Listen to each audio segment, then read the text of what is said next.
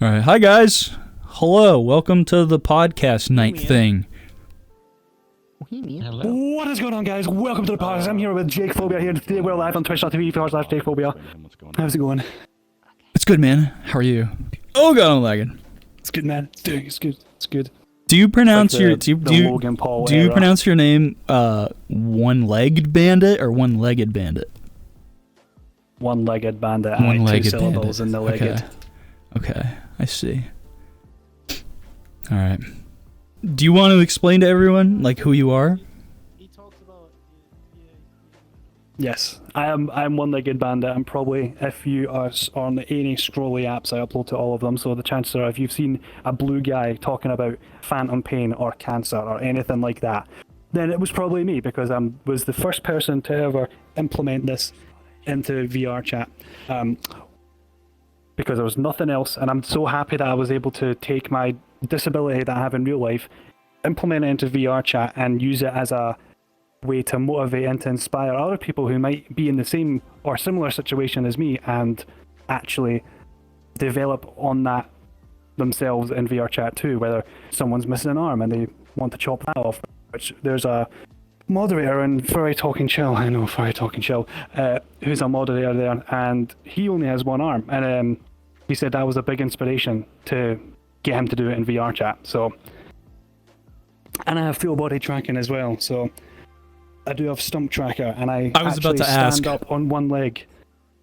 Oh, I'm sorry. Without No, keep a going. prosthetic and without crutches, because the bone and the muscle inside the stump is so deteriorated that it can't actually hold one in. And I'm quite a tall guy, and it's quite a long leg that's needed to propel forward, so can't use one. And I actually stand up longer on one leg in full body tracking than some people do with two legs with full body tracking. Not calling you out or anything, but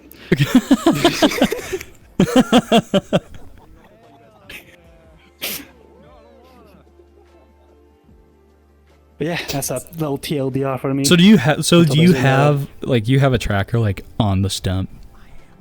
I do. Where is right it? there. Like, is it right on the end? Oh, okay.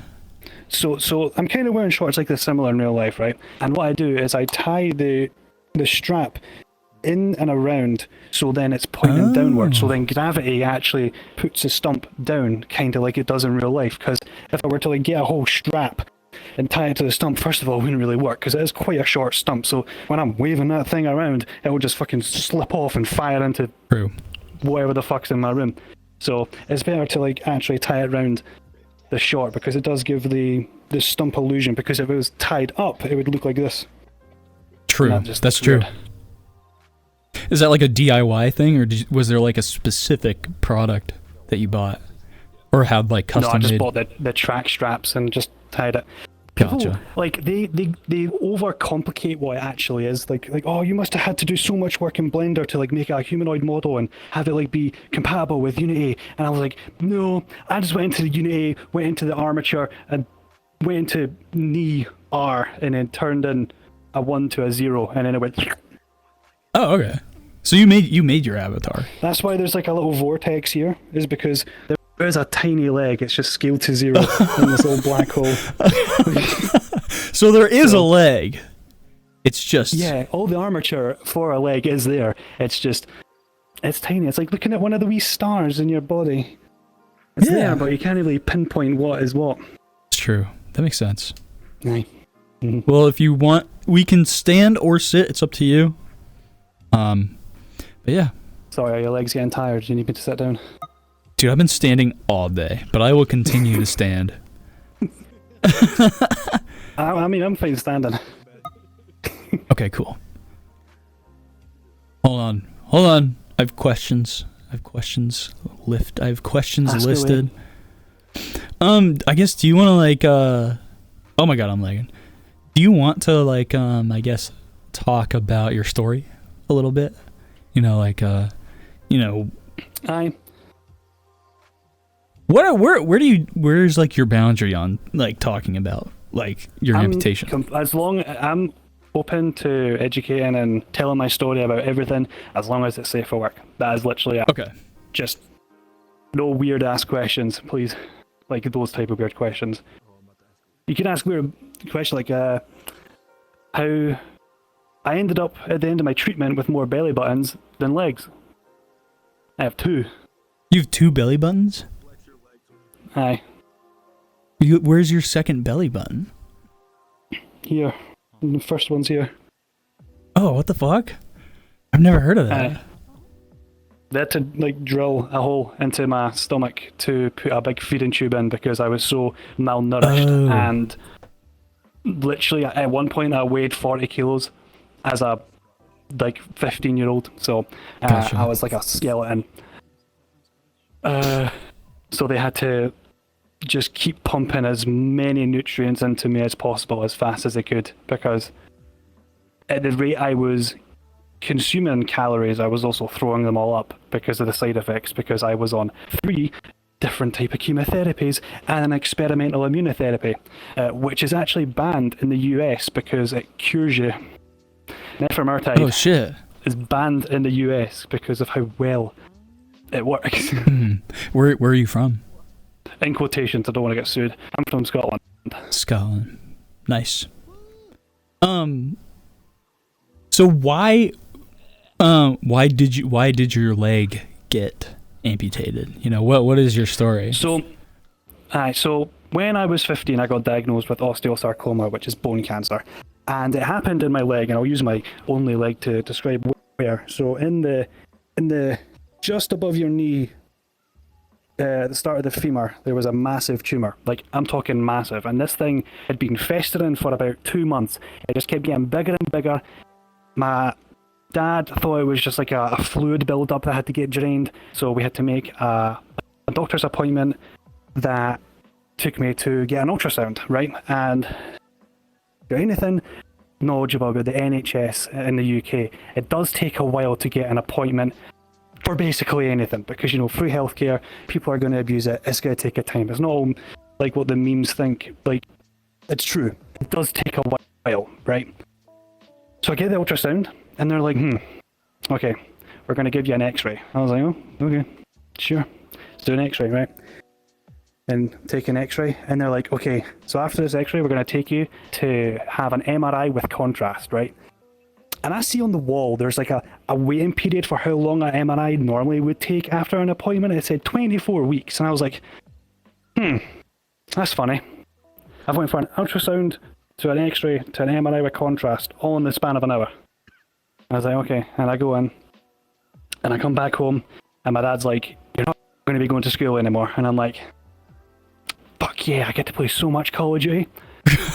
Completely oblivious to what's actually going on. Right. And I'm just sitting there and I'm playing COD, and then my dad comes in and he's like, turn it off. And I'm like, I'm in the middle of a clan war, Dad, I can't turn it off. He's like, no, you have to turn it off. And I'm like, I'll turn off the TV, but I'm not leaving the game. I turn off the TV, I take off the headset. He's like, John, there's something really wrong with you. We're going to have to go to the sick kids in the morning and talk to an oncologist. I don't know what an oncologist is. Real quick, how old are you when all this is happening? 15. 15. I was 15 years old. So 11 years ago. Yeah. To the day, actually, almost. It was March. And went to bed that night, woke up, went to the hospital, and before they even say that I have cancer, I see the open book, and it's like osteosarcoma plan, treatment plan, and it's like a year long. Before she can even say that I've got cancer. And I'm like, oh, that's not good. And literally the next week, I'm starting the intensive chemotherapy process. I've got methotrexate, I've got cisplatin, and I've got doxorubicin, which just sound like absolute gibberish. But that last one, that's the one that like completely fucks you up. That's the one that makes your hair fall out. That's the one that makes you look like you're dead. Mm-hmm. And it certainly did that, yeah. Methotrexate really makes you just nauseous all the time. That's what makes you keep throwing up. And they were planning that every week, one of those followed up by the immunotherapy drug, Nefermertide, to like help me actually win the battle, because I'm so prone to infections. Once you have chemotherapy, your white cells are gone. Like, you are so vulnerable, it's insane. So I'm living in this like quarantine cube in a separate unit in the hospital for the Teenage Cancer Trust just because of how vulnerable I was. I had a big quarantine sticker on my door because I had C. diff, which is a really, really horrible infection, and cancer patients are especially prone to it. And this went on for a year straight. Every single day. I never really got to go home. The one time I did get to go home, I actually almost died because I was so selfish doing it. I wanted to go home for my 16th birthday. I wanted to go home and just have a normal birthday. And you always see it in the movies how like the kid just wants to go home and then something bad happens and they're like, oh, I'm so sorry, mum. Shouldn't have done that. And that literally happened to me in real life. Went home, spiked a temperature in my sleep, 43 degrees Celsius. That's not good. I black out. My dad has to phone an ambulance to take me back to the hospital. They don't even take me to A&E. They just take me straight to my ward where my room is, which is all out. That almost killed me because the charge nurse got really fucking angry with the paramedics that did it because my dad had said the ward I was on, and they were not so happy. And then I got a very, very stern talking to by my oncologist the next day after my birthday. And then they decided, once the tumour had shrunk enough, that they wanted to try the surgery to save the leg. Now, I never got the option to have it amputated because I was not of the age at the time. So I got told that I was going to have limb salvage surgery, which is where they essentially will take your leg and from the bottom of your knee all the way up to the top of your femur, they'll remove the entire bone, the knee included, and replace it all with a titanium like prosthetic, kind of like what you see on amputees but on the outside, but this one would be on the inside. A 7-hour long surgery to try and save my leg. And well, judging by what you can see now, they fucked up quite some bit. They absolutely shredded my sciatic nerve to the point where I couldn't even feel the bottom half of my leg from waking up. I had a hypersensitive calf, which meant whenever someone would brush even a feather up on it, it felt like someone was lighting me on fire on that part alone because of how badly the nerve was damaged. They removed a lot of the muscle, so I couldn't really move the leg entirely. I was kind of stuck, like, you know, like a stork? You know those birds, or like a flamingo, how they had like their leg like at like a 90-degree angle? Yeah, I was stuck like that. And I had to get this thing called a CPM machine, which is like a compression machine to force limbs down that were stuck because the prosthetic had like, what's the word?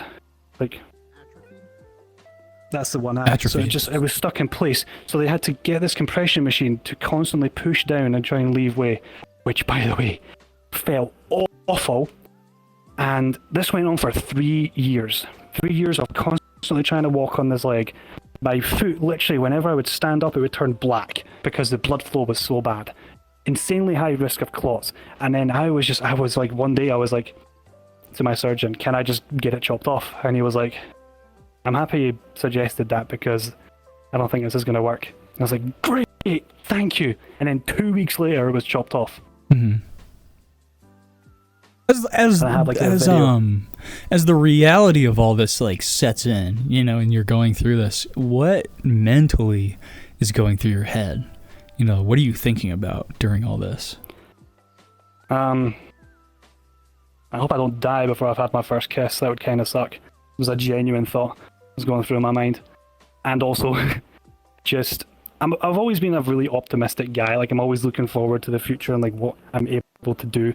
And very rarely going to be very pessimistic and just depressed about it all. But it wasn't until like after I got my chopped leg off that I did start to feel those depressed feelings because there was so much rehab, oh my god. But like before it, I was just so excited to get it off, you know, like you have all those endorphins that, you know, something's going to happen. And then I did finally get it chopped off. And I have like a video of my parents recording me waking up and seeing the stump for the first time. And then they were like, shush, because I was freaking out. I was like, oh my god, what is God? Right. And then I promptly got shipped off to a intensive rehabilitation facility in Edinburgh where I'm an inpatient for 6 weeks straight, right? So I don't get to go home. I'm in there for 6 weeks for the sole purpose to learn how to use a prosthetic leg and to walk again. And it was a long 6 weeks. I have a leg and everything, but I couldn't walk like everyone else. Like when people are walking out of the doors, I'm still on crutches, you know? The stump just wouldn't take to the leg. There was not enough muscle mass left in such a short residual limb because of all the failures beforehand. And that did make me really depressed. Mm-hmm. And, you know, everyone has their fucking Juice WRLD XXXTentacion moment in life. That was mine. But I learned. I was like, you know what? I can make some of this. Yeah. I can hop. That was hop for it. Like, that was gonna be my next question. Is like how do you find peace with it? After a lot of bottles of vodka, I think. I was like, not gonna lie. Yeah. Like, I wasn't a bottle of Bucky. I didn't start drinking Bucky until I was like 24. Yeah, man. Aye, and it's like, that's like a bit depressing to hear, but you do need to go through those moments in your life so you can better understand where you're at now, you know? Because you know not to do that again, because that's very, very silly. And I'm at a point in my life now where I'm literally the happiest I've ever been, and I'm so confident and so happy to even be able to stand in front of everyone here and tell my story, because I feel there's a lot to take away from it. Absolutely. Is there like is there anything people don't really think about, you know, having an amputated leg, especially somebody who isn't an amputee? Is there anything that people don't, or that I guess that you don't necessarily think that other people think about? I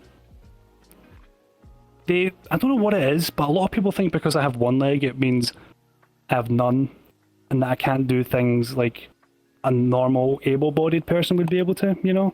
Like I am able to hop to the kitchen, make scran, and then hop with like a full bowl of soup back and not spill anything. So I do get a lot of people are empathetic and they want to help out, but I'm a very fiercely independent, and I do feel like I'm like when I was like, no, don't do that. I can do it. So a lot of people like rush to help, you know. Yes, exactly that. Aye, and I can do a lot myself, which is great for me. But it's also, I feel like it's kind of hard to tell people that. I feel bad for telling people that they can't help, because it's like inherently what they want to, like, you know, obviously you want to help the one-legged guy and not look like an arsehole. Mm-hmm. If you don't have, like, if your prosthetic doesn't work, you know, and I get like you can hop around the house. How do you get around like outside? You know, what's your I use crutches for long distance. Okay. Yeah, so I'm like right, crutching along, elbow crutches, though, not the shoulder ones. The shoulder ones are actually really, really bad for you. Like if you ever go to the hospital and they give you crutches and it's ones under the shoulder, don't take them. They're really bad for your tendons under here. You have to get the ones where the elbow is the one where it meets, because the shoulder ones are really bad for you, and you also slip a lot easier with those. I've used the shoulder crutches before, and a tip that I was given was you don't want to rest them under your armpits. You like kind of like pivot. You kind of like put all your weight on your on your forearms, or like the bar on your forearms, and you like tuck them kind of along the sides of your torso. Like they're not resting on your shoulders. They're pushed down, I guess. And that helped a lot. See, the elbow ones completely just take the middleman out, I suppose, and just let you have that pure forearm raw power. Yeah. Which is great. I need to keep buying the shoes for the end of them because they keep ripping off. Oh, I'm sure. It's like buying new tires. It's like buying new tires for your car. I have to buy new tips for the end of my crutches because they get so worn down and the metal pokes through the bottom. Yeah. Let me think. But one day it will get to the point where I will have to use a wheelchair, you know? Like, and my fiancé, shout out Kyoto Bean, is more than happy to be able to push me in that wheelchair, which I'm very, very grateful for. It was a big, like, insecurity of mine. And even when I was going through chemotherapy and cancer, I was like, forced to be in a wheelchair because, you know, I'm like a 15-year-old dying kid, can't walk around because his leg's gone. It felt really, it made me feel really pitied, and I really hated that. I hate that sort of feeling where people just feel inherently bad for you just by looking at you. I wanted to be strong with my disability. I didn't want to be just the one that people just see as like a waste of space and just taking everything for granted because people feel bad for them. I hated feeling like that. So as soon as I was able to, I was on the crutches, and just on the crutches. I still have my wheelchair for when I need it.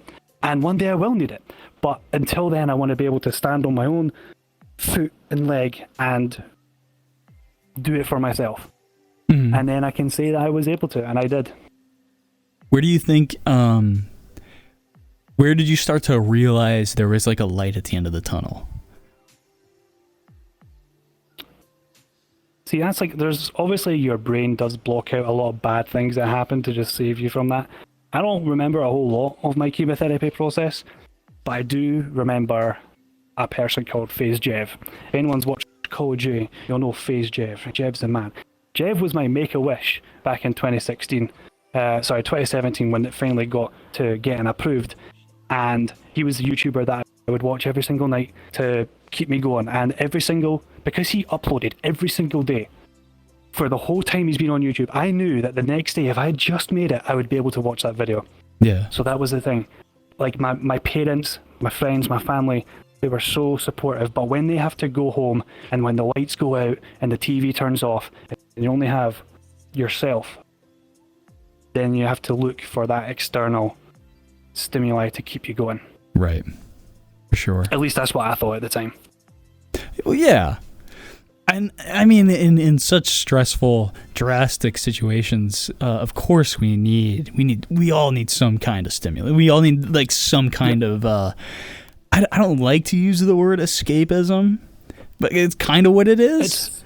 But like, well, when you're a dying cancer kid, I think escapism is like the least of the worries. That's true. You know, that's like a good point.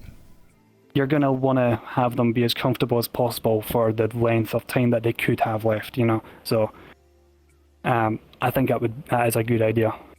Absolutely. Yeah, man. Do you think that it was an inspiration for like making content and stuff?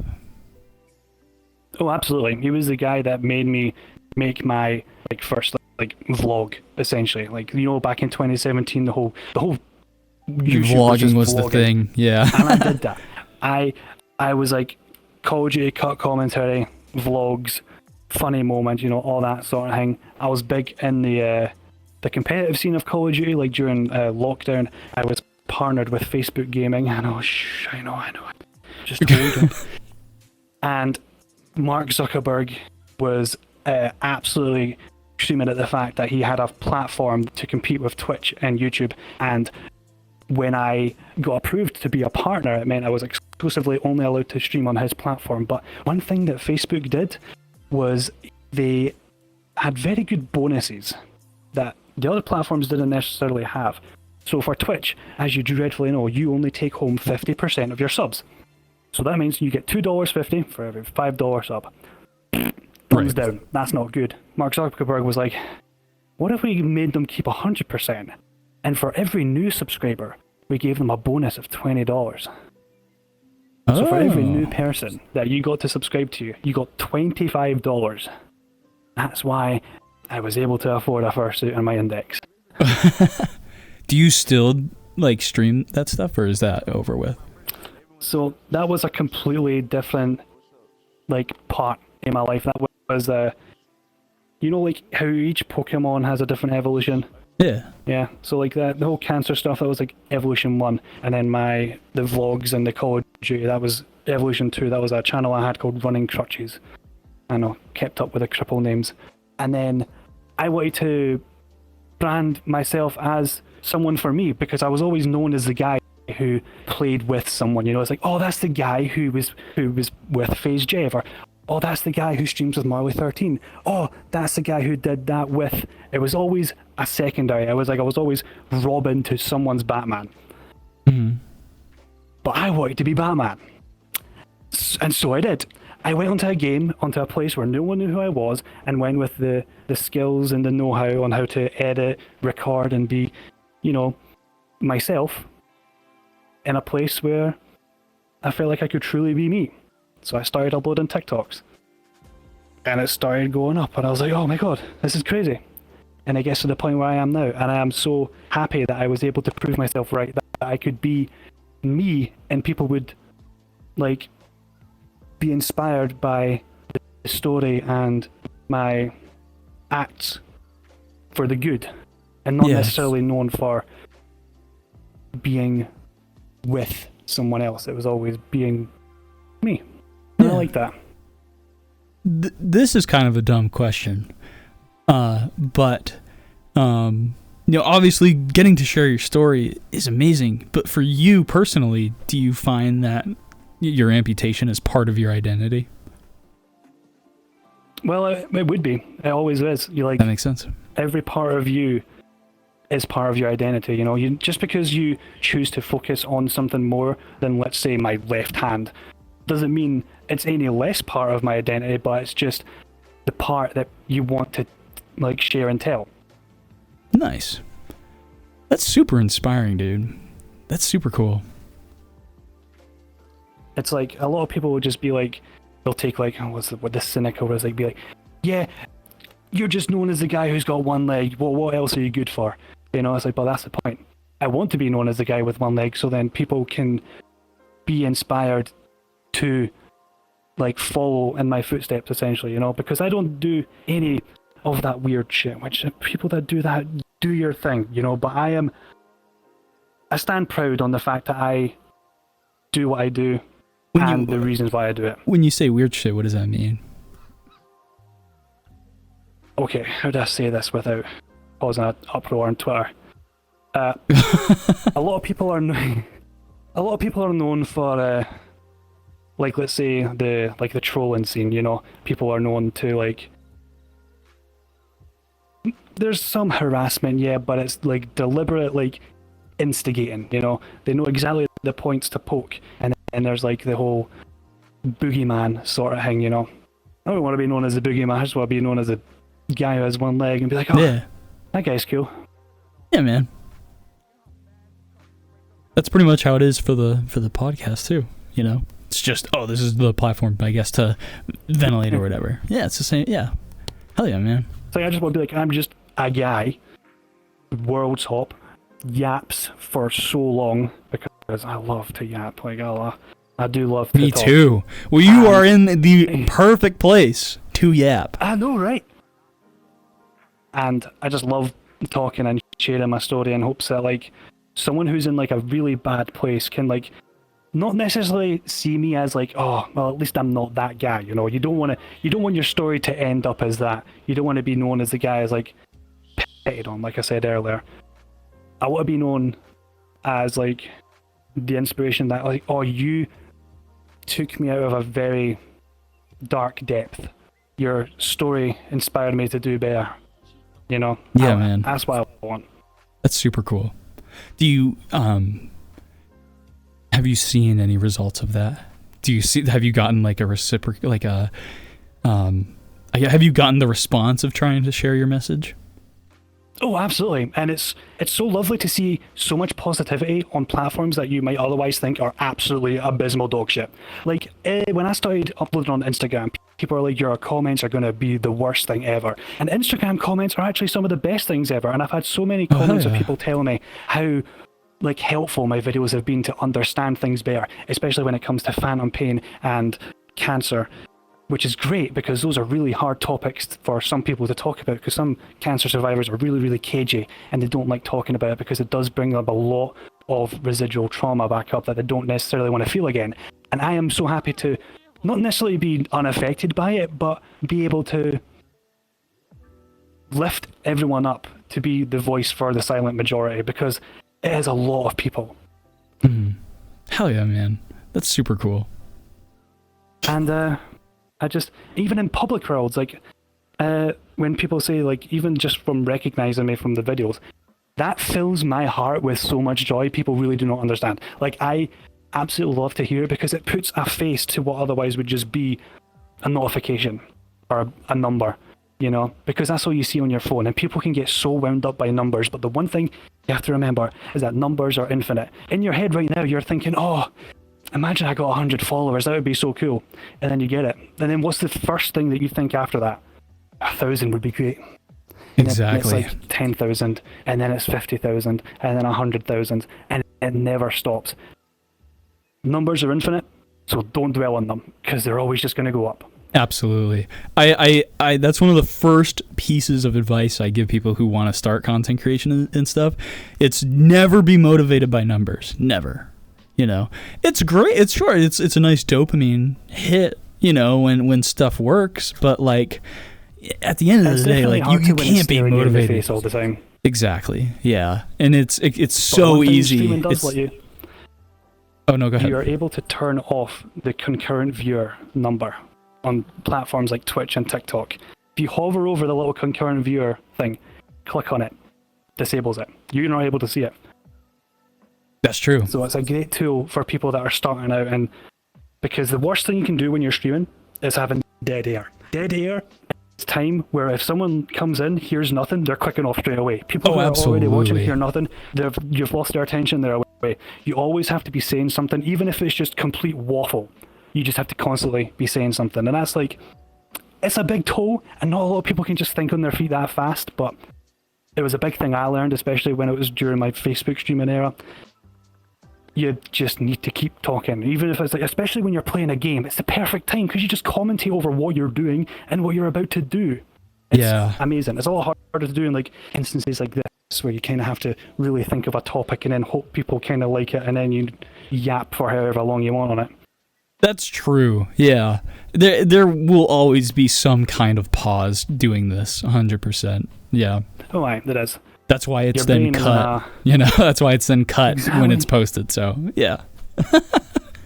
Your brain's not an AI when it's like this. You kind of just keep yap, yap, yap. Exactly. We are human beings, so naturally there are pauses. That's why at the beginning I said don't expect perfect conversation. That's exactly why I said that. But yeah. Yeah, we're not professional casters. With all that being said, would you like to invite somebody up to talk about stuff? You're K-Dog. K-Dog. The Regulus K-Dog. Hello. What's up, dude? Oh, by the way, hi guys, I'm K-Dog. I've seen you before, by the way, but you probably don't remember me.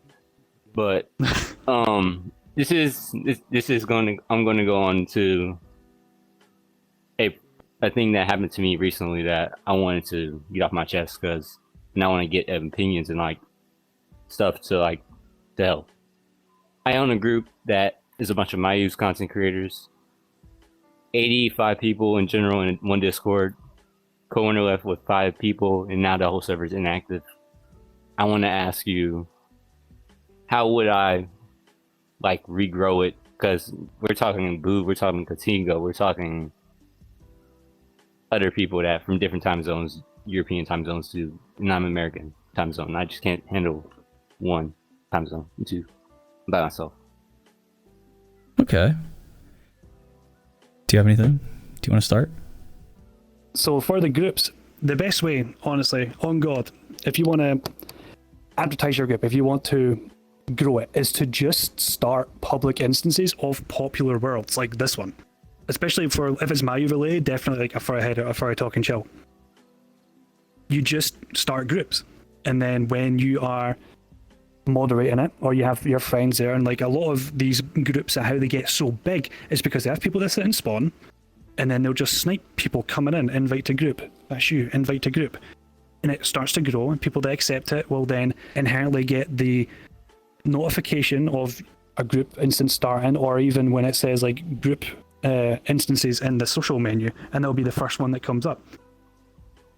And then, or if it's like a lower group, like amount of people in the group instance, then it'll be lower down, obviously. But the best way to grow a group, especially if it's going to be Mayu centric, you can just prioritize. If you see someone with a Mayu avatar, you can just go up to them and be like, hey, you know, I'm the owner of this group. We are running a bunch of Mayu instances, trying to get this gang all together, and if you want to join, I'll shoot you an invite, and see more. See if we can get more Mayus.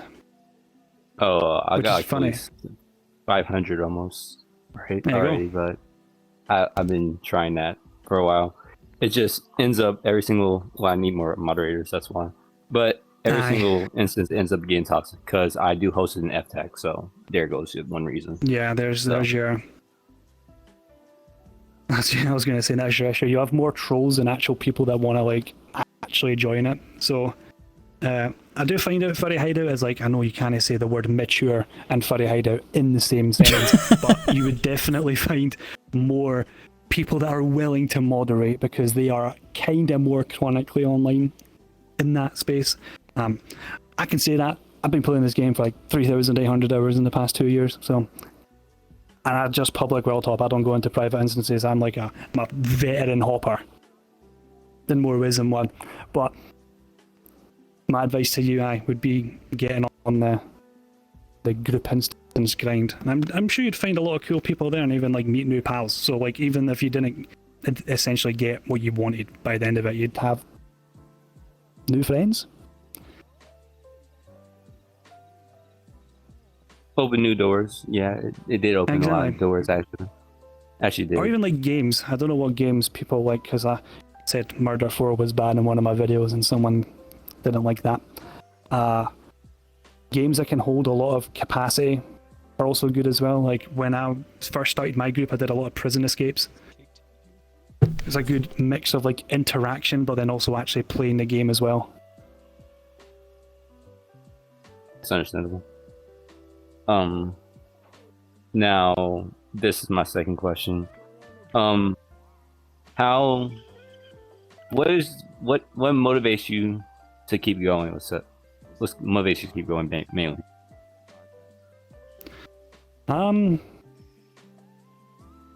Is it selfish to say that? I just want to be remembered, you know? I think the biggest thing for me is like the thought of death doesn't necessarily scare me. It's the thought of being forgotten, you know? I don't want it to all be for nothing, you know? So I'm going to keep going because I want to be remembered. I want to understand the dilemma a little bit better. Because you initially were talking about like how you had a Discord server, it didn't really work out, you know, and then like you have your group obviously, and like there's toxicity and stuff. Does that sound right? Like, you're pretty much just trying to see you want to figure out how to have like a consistent group of people who are coming by in this community and like being part of it. Is that correct? Correct. Okay. I get to explain more, but it's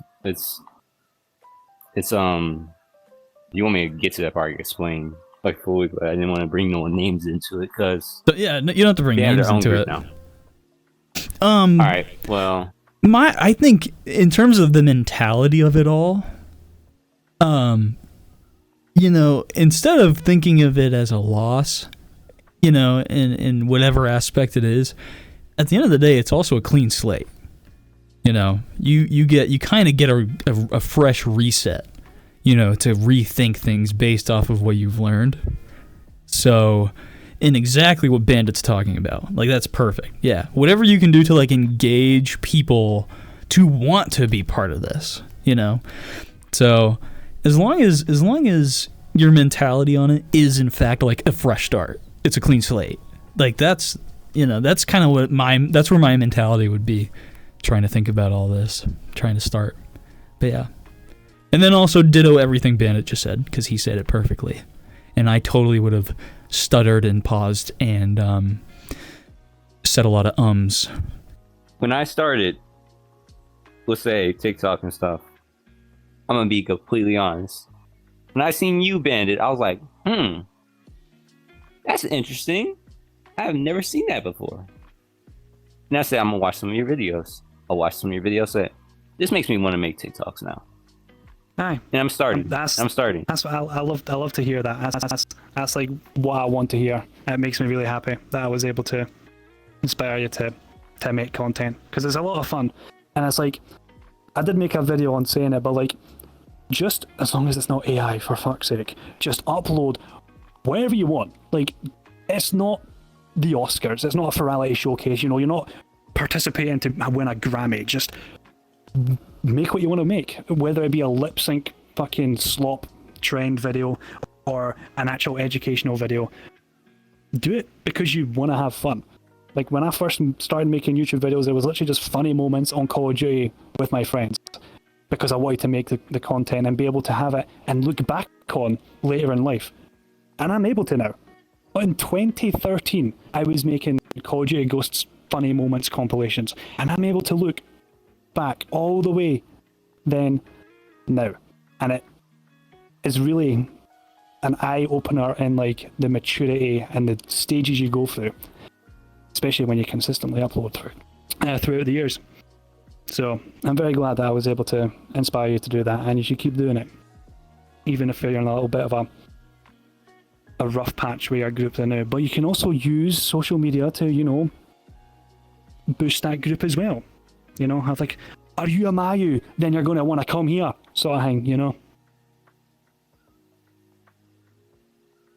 Thanks for the idea. I do actually have that is a good point. It comes down to your consistency as well. How much are you doing things? I think it does. You don't want to. I think for me, when you start, I guess this is my own perspective, obviously. When you start, you don't want to do too much, but you also don't want to do too little.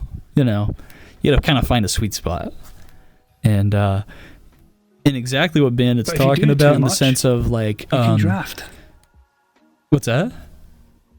If you do too much, like you get so overexcited that you just want to upload so much in one day, just draft it for the next day. Oh, for sure. A backlog of content that you have made in that exciting moment, because you don't know if you're going to get that back, because you can have creator block, which fucking sucks. So having a good backlog of videos that you can reliably upload from that time of excitement is a crucial part of content creation. You gotta have those drafts. Got to space everything out. 100%. Aye. Yeah.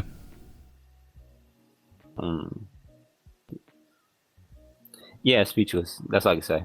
Speechless. Oh, good, man. Do you want to shout out this group? Shoot. What's the best way for a Mayu to come join your group? Of course, well, I have two sides. I have the content creator and I have the full-on group where you could just be in the group as a community. And 62 on the content creator side and 395 on the community side. Gotcha. Good numbers. Right now. And I know you're talking about numbers here, but like, what's gonna get somebody to join? Oh, what's gonna get someone to join? Just ask. No, I guess what I mean is like, what's gonna make somebody want to join the group or join what you're doing? Well, I was giving things out if people joined the group. Like, let's say a free commission of art or something. If they wanted, and they're saying, what's the reason I should join? I'll give you free art. I'll do this for you. I'll do this, etc. That was originally the original and stuff. And that happened. And okay. You seen how people left and took the art with them, I guess. Mm-hmm. Fuck's sake.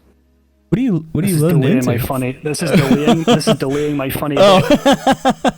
Okay, so what would you tell me to join your group? Oh, okay. For people listening to the podcast. Oh my god. So wait, let me change. Bandit is now a Mayu. I told you I chopped a leg off like every avatar. I know, I love it. It's also like the 1.0 and I hate it. You're a Mayu? Oh my goodness. Okay. So I have this great opportunity for you. You could join Mayu Central. Mayu Central does a lot of stuff for you. We make content with content creation videos with friends, so on, with even the community. If you join today, I'll even throw in a free commission. A whole free commission. A whole free? argument. Wow! Free art. Alright, I need somebody to make a Spaceman Mayu avatar. And then I'll join. Real, there's your first call. I want to see that. I want to see that. I want to see that. I actually want to see that.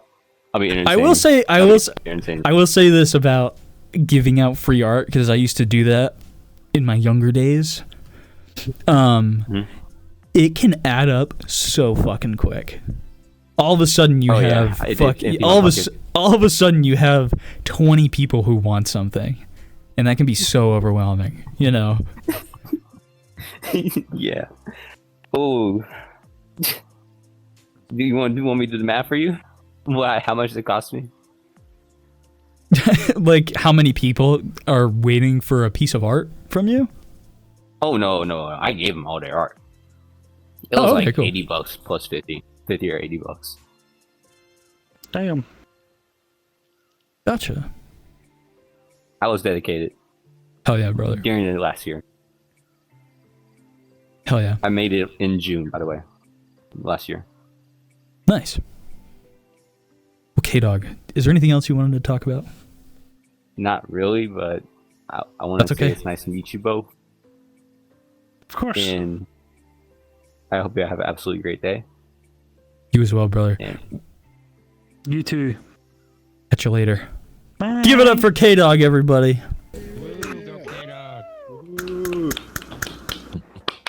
Can't clap. You can either pronounce it K-Dog or K-Dog.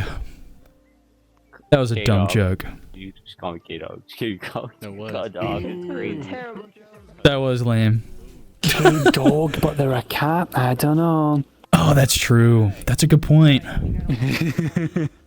Do you want to call somebody else up? I'm Outer Python 56. Oh! I know this guy. Yeah. No, I don't know this guy.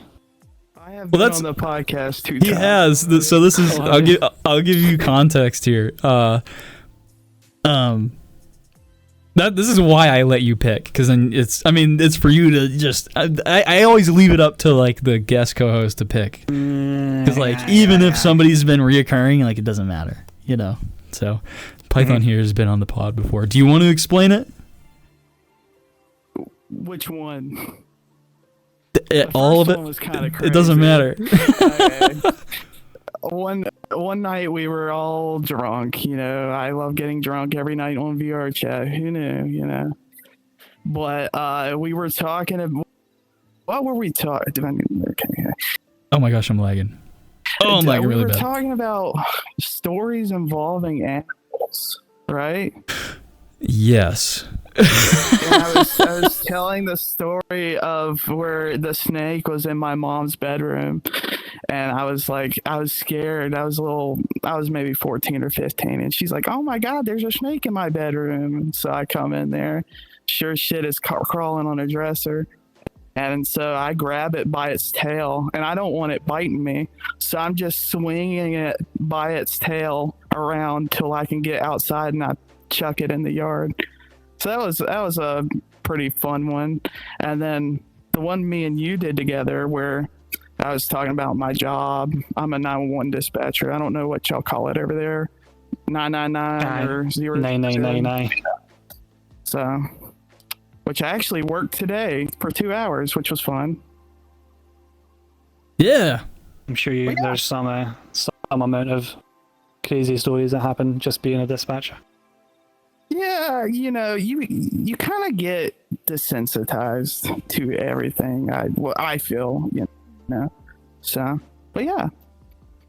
So, but nothing's really going on today. I don't really have anything to talk about unless you guys want to ask me something or. You say you drink every night on VR. What do you drink? I'm curious. Fireball. Ugh. Next question. I know. I know. I had the same reaction. Where's the class in Fireball? To be fair, it's just me. I'm a cinnamon hater, to be fair. I don't like cinnamon, so I think it's rank. I've got some Jack, too, in the cabinet. I've got a That's whole not liquor better. cabinet, so... yeah, it is. Apple JD is banging, I can't lie. Who are you? Oh, you're do not remember me already? There they go. That's what happens when you walk on Not stage. That's such a sinister line to say to someone before they get kicked. You not remember me already? They're on your side of the pond too. They had a whole. They sounded Russian. Maybe I played them in Counter-Strike yesterday. Oh, maybe. Makes sense. Well, I would just like to say, like most people here, I've seen you on TikTok before, so it's an honor to be up here with you. I've got the honor is mine. Thank you so much. Honestly, it makes me so happy. That truly, like so many folk, even ken who I am. Never mind, have like watched and continue to watch. So it makes my wee crippled heart mended. All right, thanks, Python. Thank you for having me up here. Give it up for Python, everybody. Cheers, Python. Have a great night. Cheers. I'll take a drink of water because my mouth I have is so water dry from all the yapping. Water break, everybody. Water break. Now's the time. I heard you had a break. I have one of those giant white girl Yeti bottles. Hold on. That's something.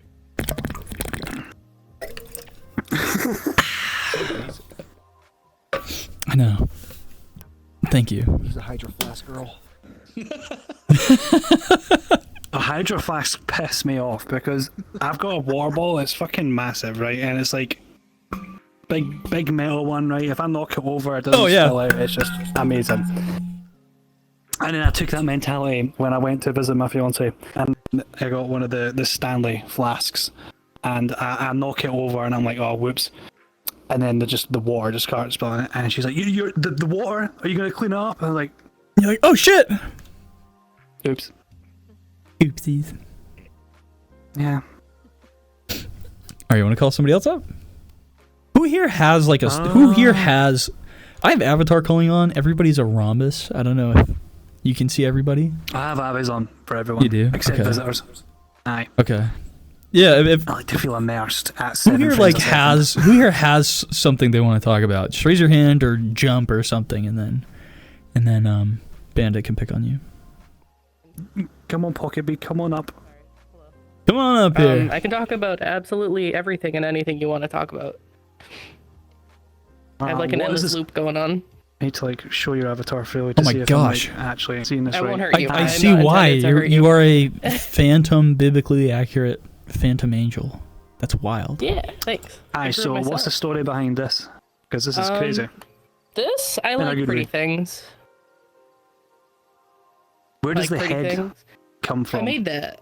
I drew a little eyeball, and then I drew some wings, and I went to a plane, and the plane has wings, bones on it, and I made the bones go whoosh, and you can touch them, and it's pretty looking, you know? That's super Thank you. cool. I That's kind of cool. I've never seen something like appreciate that you before. guys. I have to ask, where did your leg go, and why? If you don't mind me cancer. asking. Talked about it earlier. I had cancer when I was 15, had to get it chopped off when I was 18, and the leg itself actually ended up in an incinerator because they wanted to retrieve the metal that they had used in the original surgery. So I never got to see that again. Did you bother they asking wouldn't to keep it? I wanted to keep a toe, but they said it was biohazard because technically the leg was still cytotoxic Yeah. from the treatment, so I never got to keep anything. I'm just gonna put it in like a box. It's like, yeah, this is my radioactive leg. I would I would have just wanted the big toe so I could keep it in a wee jar and be like, you know. Yeah. Yeah. What about you? What's your story? That's his story. That's everything he What has about to me? What about you? Yeah. I'm a random fat guy on the internet. I don't have a story. Okay. I You just don't have talk a to history. people. You don't have like you just spawned in at level like 23 or something, and you don't remember getting there. No, I was a baby. I was generated and Well, that's I good. grew. You know, That's good. Yeah. like a Yeah, like one of Pokemon. those Yeah. things. You know, I've never played Pokemon. I've also never played Legend of Zelda. And a lot That's of true. I people never yell at played me for Zelda. that. The only Zelda game I played was the Twilight Princess. That was it. I played Pac-Man once, twice, maybe 4 times. like 10, you know? Played it on a plane once. Nice. Plane scared the shit out of me. I went on one once and I just remember it going like this. I didn't I like get it. more afraid of people at the border than I do the actual plane itself. Understood. So what kind of cancer did you have? I had osteosarcoma, which is bone cancer. Understood. Which kind of sucks. It's got quite a big kill rate, which they never told me. I actually found that good. You out were myself 15. a few years later. Yeah. Probably for my best back then. But I've been in remission now for almost 10 years now. Very awesome. So I'm assuming you're around 25? I am 26. I turned 27 in May. Very cool. I'm 27. Jake, how old are you? I turned 25 in May. Oh, we got a little. Let's go. Okay. Wait, what day? May 9th. Okay. I'm May 12th. I'm double that. I am the 18th. Look at us. Oh my gosh. May babies. Amazing. A trio of maybes. Of maybes. What about you, Pocket Bee? Who are you? Yes. Who are you behind the avatar? My nickname. I'm Pigeon. That's what people call me. They've been calling me that since like high school. I love cats so much to the point where I cry over it. It's kind of embarrassing. I'm also just a fat lady on the internet. But I recently lost 30 pounds with Zepbound, so that's pretty cool. Hell yeah. You know, I'm experiencing things I never experienced before. It's pretty rad. I used to be a tard wrangler. I was a nurse for a week. Sorry, is that inappropriate? You can say whatever you want. I'm so sorry. Okay, I don't know. As long as it's not like, crazy. You know what I mean? Yeah, I got you. No, that's like the worst. Yeah. Okay. Sure. I'll keep it to that then. I get it. I recently did overnight jobs, but I was an overnight residential counselor, so I babysat kids while they slept.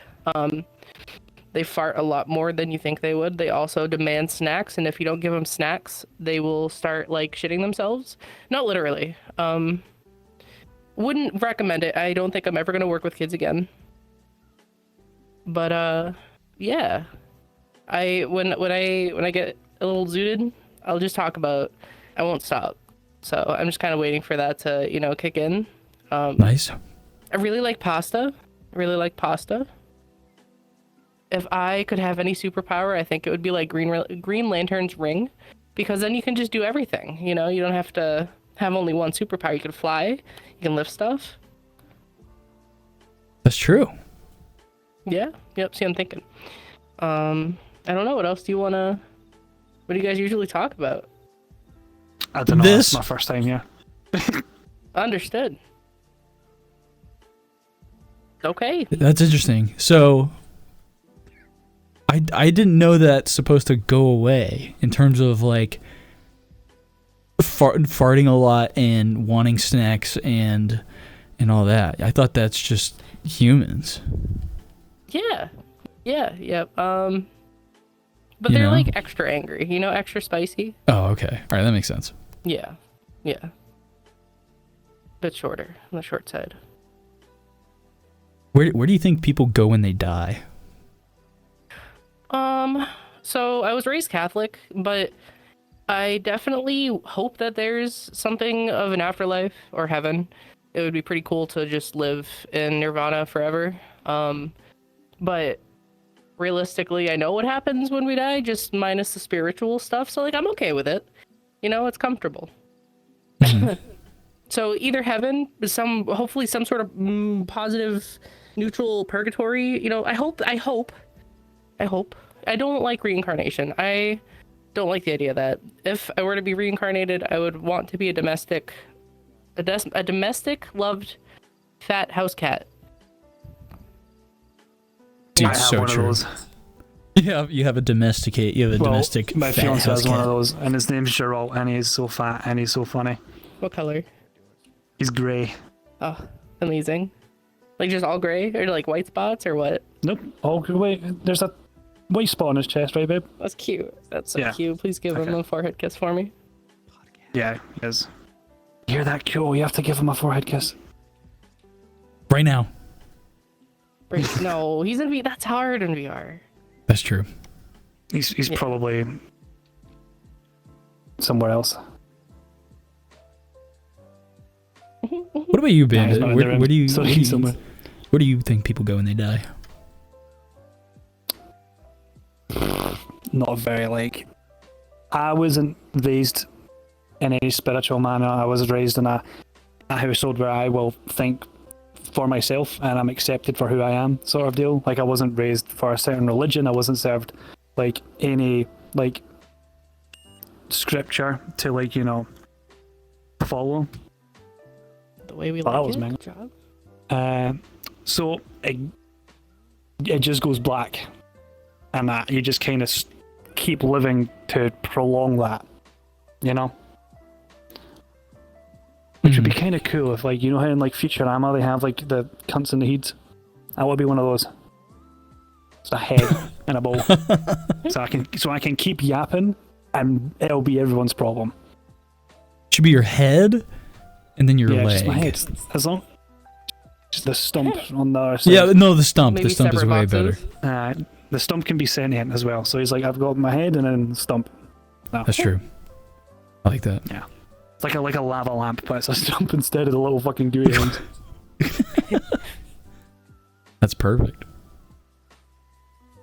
Okay, that's the thing that I always wanted as a kid. I wanted a lava lamp for so long, and then just all of a sudden I could afford a lava lamp, but then never got one. I don't know why. Dude, I don't know had why the didn't get a same lava lamp. fucking thing happen to me. I wanted a lava lamp for so long when I was a kid, man. Voltage, And now fuck I'm an off. adult, and I'm like, I don't like, where am I gonna put it?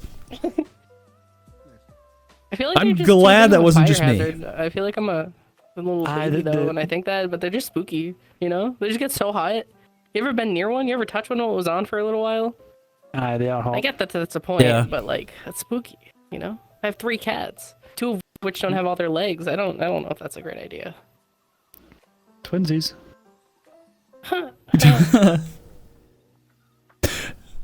Yeah, you probably don't want a lava lamp with cats around. That makes sense. That's a smart move. That's very smart. Yeah. Yeah. Where do you wish What to else do you guys wanna be? talk about? Who do I wish to be? Where? Where? I'm comfortable where I am, but in terms of weather, it's got to be like a mid 70s day, a little bit of breeze going on. I think that's perfect. Gotcha. Nice. Maybe there's a pool somewhere. No, I'm simple when it comes to locations. Anyways, I live in the eastern United States. I got everything I need here, and there's no natural disasters, so that's pretty cool. True. I want to live in Florida. You want to live in Florida? I do. No, you don't. Yeah. No, you don't. Okay, maybe you get absolutely decimated by a hurricane every so often, but then you don't have to deal Every with. so often, like Florida once is every a 3 months. lot. Have you been to Florida? It's one of the states I haven't been to, but I have been to many states in the United States of America, and Oh, all really? of them are miserable. Yeah. Yeah, you would find Florida miserable. If I know the climate of Scotland Yeah. as well as I think I do, living in Florida would be a nightmare. I also have a phobia of insects, like all of them ever. Did you know crabs? Like, no, what was it? I think it was like a certain kind of shrimp. It was like closer to a scorpion, than it was. I to have a beef crab. It with was weird. crabs. Yeah. Tell me about it. Tell me the story. No, I don't want to. Oh, I shouldn't okay, have said that's fine. anything. Understood. Yeah. So I feel like Florida has like the gross. I'm sure there's an ointment for that. What he said. What, having beef with crabs? No, there's an ointment for that. There's an ointment having for that if whatever you got it beef did with to crabs. you. Yeah.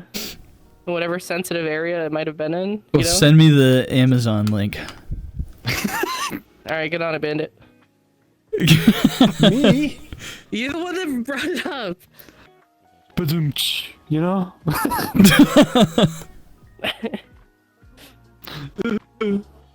What's been the most This guy's name's Hungry Crab.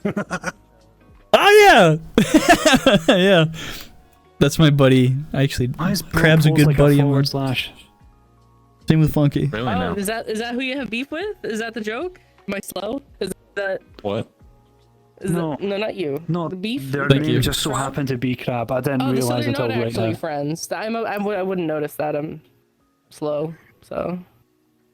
Sorry, I was so focused on kicking the upside down guy that I don't know what we were just talking about.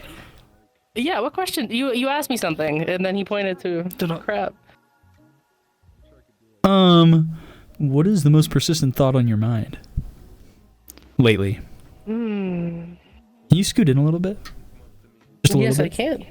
Okay, perfect. Yeah. Can you pick a theme? Because I got a lot, you know? Goes fast. I think it's instinctual. Instinctual? Ah, man. Do you want it? I'm bad at this. I can't just. You can't First just leave thing me on to the pick like dome. that. Fucking ice cream, dude. I had some ice cream last night. Nice. Ben and Jerry's. Yeah. Wait, what flavor? Sorry, that's. What kind? It was cookie dough. Cookie dough. Can't go wrong. I don't think that was the question though. But the one before that, I tried the strawberry cheesecake vanilla. That was pretty okay. That one's good. Yeah. I don't like strawberry that much. Okay. I was recently diagnosed with OCD, and I think about that a lot. And I got a 19 on the Y-box scale, which means that I'm right below severe. And so I've been thinking about that a lot. Instead of ice cream, you know. I'm also I went for a neuropsych eval and an autism evaluation. And I'm running out of breath. I'm so sorry. I'm sick. Okay. Take your time. So I went to this doctor's and she sat me down at the table. And you know, you would expect someone like her to ask you a lot of questions because she's the one that's guiding, you know. And that's not what happened. She's like, yeah, this test usually goes for like 3 to 6 hours. And I'm like, why? What's with the variation? And she's like, well, people ask a lot of questions. I'm like, okay. So I come with no papers in my hand, nothing. And so all of a sudden we start testing and she's like, I'm like, well, I thought you said where's the part that takes 3 to 6 hours? Is it the testing? And she's like, no. It's usually people asking me questions. So point is I did the test. She's like, I don't know. She's supposed to be one of like the best doctors. She's near Boston. But point is, if you guys ever want to like check yourself out, write it down first. So now I got that written down, and I'm gonna go do another one somewhere else. So I'm thinking about that a lot too. Gotcha. Is there are you surprised that you were diagnosed with OCD? Okay, so you know how I mentioned child wrangling earlier? So that was ABA, and so before I worked at this school, I would use a different didn't believe term. in autism. Before I worked at this ground this hole in the ground, you walked in, it's a big tunnel, just kids lining the walls, like writing down papers, coloring on the walls and stuff. It's just, you know, whatever, the hole in the ground. Before I worked at this hole, I didn't believe in autism. And so when I started to believe in autism, and also was like, hey, I do that a lot. And so I spoke with one of the ladies there, and she's like, hey, you should get this test done, because, you know. And I don't know what you originally asked, so I'm just kind of, what'd you ask? I'm so sorry. No, you're good. What was your question? No, we're still on topic. It was what is the most Are we persistent okay? thought on your mind lately? So no, Okay, you're still going. I feel like you said something else. Okay, yeah. Anyways, the weird habits, like my whole life, like weird. Like I didn't even know I had OCD. I thought it was like in myself, you know. I thought that I understood how I worked and what this meant and what that meant, because I spent my life around the health field, so I like got a little bit of an idea. It just went shoo, just over, you know. It was crazy. Yeah. It's just a crazy experience. Do you have anything to add, Bandit? It's a wild story. I never not to make it about me, but I never got yes, tested for any of that. So like I was just fully like physically disabled, but I never got tested for anything else. So I don't know if like a screws loose, and because I could have had really bad post-traumatic stress from the whole treatment, surgery, literally going the last 3 years from cancer treatment, surgeries, losing a leg, recovery, all that. Something in there definitely fucked with something in here, but I don't know what. And the NHS waiting list to like get anything mental. If anyone in the audience is from the UK, you'll know that's just basically GG. You should may as well go to Turkey to get a fucking diagnosis, because it's that difficult to get it in the UK, unless you're going private, but then that costs a lot. Then you're basically just American healthcare 2.0. Wow. Mm-hmm. Fun fact. But I would genuinely like to like one day get like tested, just so I can have like concrete to be like, okay, I can work on this, you know? Yeah. But then also kind of like no, because then I'm like delusional and I don't like, oh, there's nothing wrong with me, I'm not being tested. Dude, I get that all the time. Dude, I Stockholm syndrome. I don't think that's the right one. I think that's where you believe in your kidnappers, your lover, whatever it is. Yep. That's like, oh yeah, man, Pretty nothing's wrong much. with me. I'm actually imagining everything. It's right next to schizophrenia. I think my phone just I gave, have like, a note of I that. have words I want to diarrhea out of my mouth really quick. Yeah, dude. Yeah. Yeah, I mean, when we, well, I mean, diagnosis or not, you know, as we grow, I think it's a very normal feeling to like, I guess, feel like oh, like my mental functions and what I do is normal. You know, I'm a functioning human being. And then all of a sudden it's like, oh, well, no, that's usually a sign of so and so, you know. And I think it's so easy to like trip people up, because then it's all of a sudden it's like, am I not normal? But it's not about, especially like in that kind of neurodivergency shit. It's so easy to feel like, oh, all of a sudden like there are errors in me. It's like all of a sudden like I am like what I thought was normal is no longer normal. You know, like all of a sudden I'm like, oh shit, like I have this problem. Like, all of a sudden people are looking at you funny. Yeah, I guess you start seeing yourself in others, and then they have all these labels for themselves, and then you just inherently think, oh, that means I have to have that thing. And that's like that's a big bad thing, because unless you like can like have the self-realization to be like, oh, I'm not them, I'm myself, I'm completely different. But a lot of people latch on to those buzzwords like autism, ADHD, DID, fucking the whole lot of the acronyms, and then they start to converge into that and make it their personality, you know, even though they don't have a diagnosis. Yeah. But they'll just lean into that part of their personality so much to the point where they think that's all they are. Yeah, which that's is why you have super people in this game that think they have poor. 7 different alters. Yeah. I'm on a lot of Reddits that make fun of those. In some, I think, that's another spiral that people kind of delve into is like all of a sudden you're looking up the symptoms of things, and then it becomes part of your character. But another thing too is like whether you're diagnosed or not, or you think you have this relation to something, you know, you can look up some kind of method to help you. Regardless of you know, you're diagnosed with something or not, there are you know, it doesn't have to be, oh well, this is just my condition, you know. If you find something, whether it's coping or you know, a mentality to help you like function, you know, it can be as simple as that. The label doesn't really mean anything. You know, it's a matter of how you treat yourself to be the kind of person you want to be. I completely understand and agree with everything you're saying, but everything is different when you have OCD, like I mentioned before. So right now, for sure. So everything you said is like, yeah, I get that's a fucking dream, dude. But my brain makes me focus on the answers. My brain is like, Pigeon, you need to know the names, you need to know what it does, you need to know how it's treated, you need to, it just keeps going, you know? Yeah.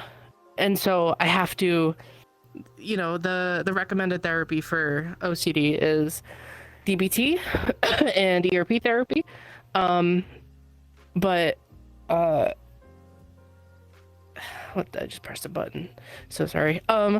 It's hard to do stuff like that. You know, it's hard to find proper people who can make it work. But yeah, that's my part of like why I feel like I need to get a title is so I can understand it, because my thing is I need to understand it, you know? And it's like visceral. Yeah. True, it's very instinctive. It's like you don't even think about it, and it's like you're it's all intrusive. of a sudden you're just going. Yeah. Yeah. That's what OCD is. Oh, when you made me think of something earlier. When I worked with the kids that I had recently worked with, you know, with we'll say it was a closet, you know, that was after the tard wrangling. These ones are a different one, the overnight. Let's not. Can we stop using that term? Yeah, sorry. Apologies. You're okay. So I don't have a filter. I don't realize it sometimes. I apologize. Okay. So TOS. yeah, I don't read. It's funny. It's probably better that we don't. Yeah. Understood. I just remember something like pinging in my brain, and my little one was like, yeah, I have OCD. I need my room to be so clean. And I just think about that a lot, because I remember how like I kind of got triggered a little, you know? And I don't do that. I don't get that often. So it's a weird feeling. So you really notice it. And I was like, wow, is this what I thought it was? It's like, I thought it was that. I thought it was just, you know, I was skeptical. And I think about that a lot. You know, I think that's the end to my big your question about thinking. Thinking about stuff. Do you think about stuff, Bandit? Do you think about stuff? Always thinking stuff. Me too. Always stuff and things. Stuff and Think about things, your yeah. cat. And things. That's true. Yeah. Pigeon, right? Pigeon? Yes. Pigeon, do you have any final words you would like to say to anybody listening to this before we wrap up our discussion? No, I appreciate you guys. Thanks for We having me. appreciate you. Thank you for coming up and talking. Thank you. Give it up for Pigeon, everybody. Good job, Pigeon. Yeah. Thank you. The guy I kicked earlier is in my chat, and he said, "So we just kicking people for no reason?" And I was like, "Sorry." You kind of came in the middle of the That's true. It was nothing personal, guy in chat. When people come up on stage, we just gotta be like, "Hey, sorry." Yeah, bye. It's like, I'm yes, sorry. it is a public instance, so you can be here. Yeah, you gotta have a little But you also, common like, sense. Little common sense, a little bit of context clues, you know. It's my favourite word to use in this game because people just have a complete obliviousness to them. Yeah. Context clues are very important. I feel skill to have bad because in life. it's very much nothing personal, but then when the problem is when people come up on stage, it just stops everything when I have to go, "Hey, can you not do that?" Like I have to fully disengage myself from the conversation and be like, "Hey, you need to step away." So it's hard. I'm still figuring out how to strike that balance. So yeah. Did you get a bouncer? Dude, I so should. Yeah, I have two moderators here who aren't doing their job. No, I'm kidding. I'm joking. Yeah, you should be like posted up at the corners like gargoyles. Guy before you did. You absolutely did. So you are doing your job. Oh wait, you need to be on this side. Oh, I do? Oh, okay. Yeah. All right. If we're sitting like this, you have to keep it. Yeah, I was going to ask you more questions. Yeah. There you go. Right, I'll stand up then. Okay, I'll stand up too.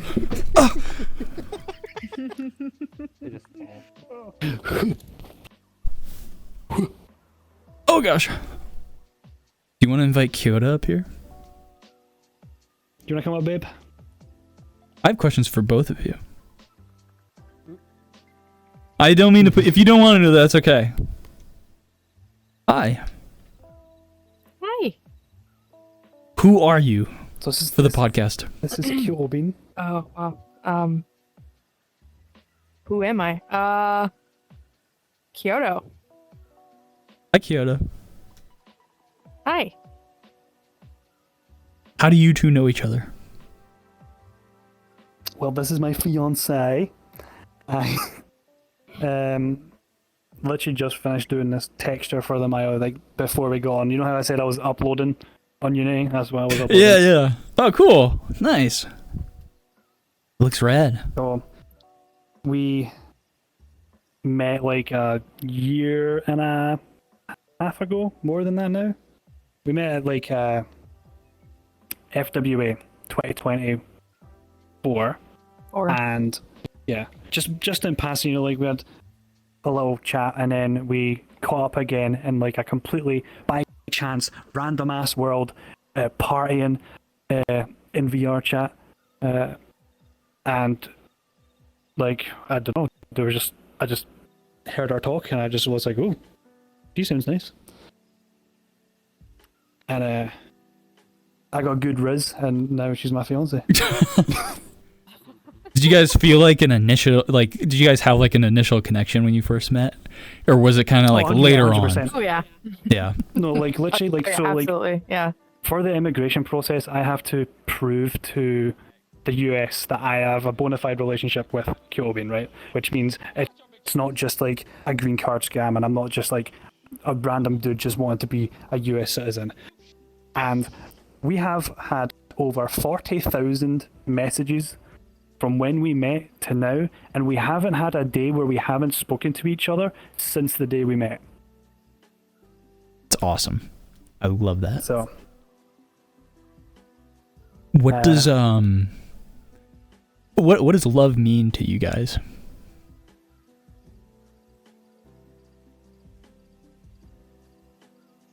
You know? Oh, okay. We're just throwing me. Okay. I'm sorry. Whoever wants to go really first. bad Charlie horse.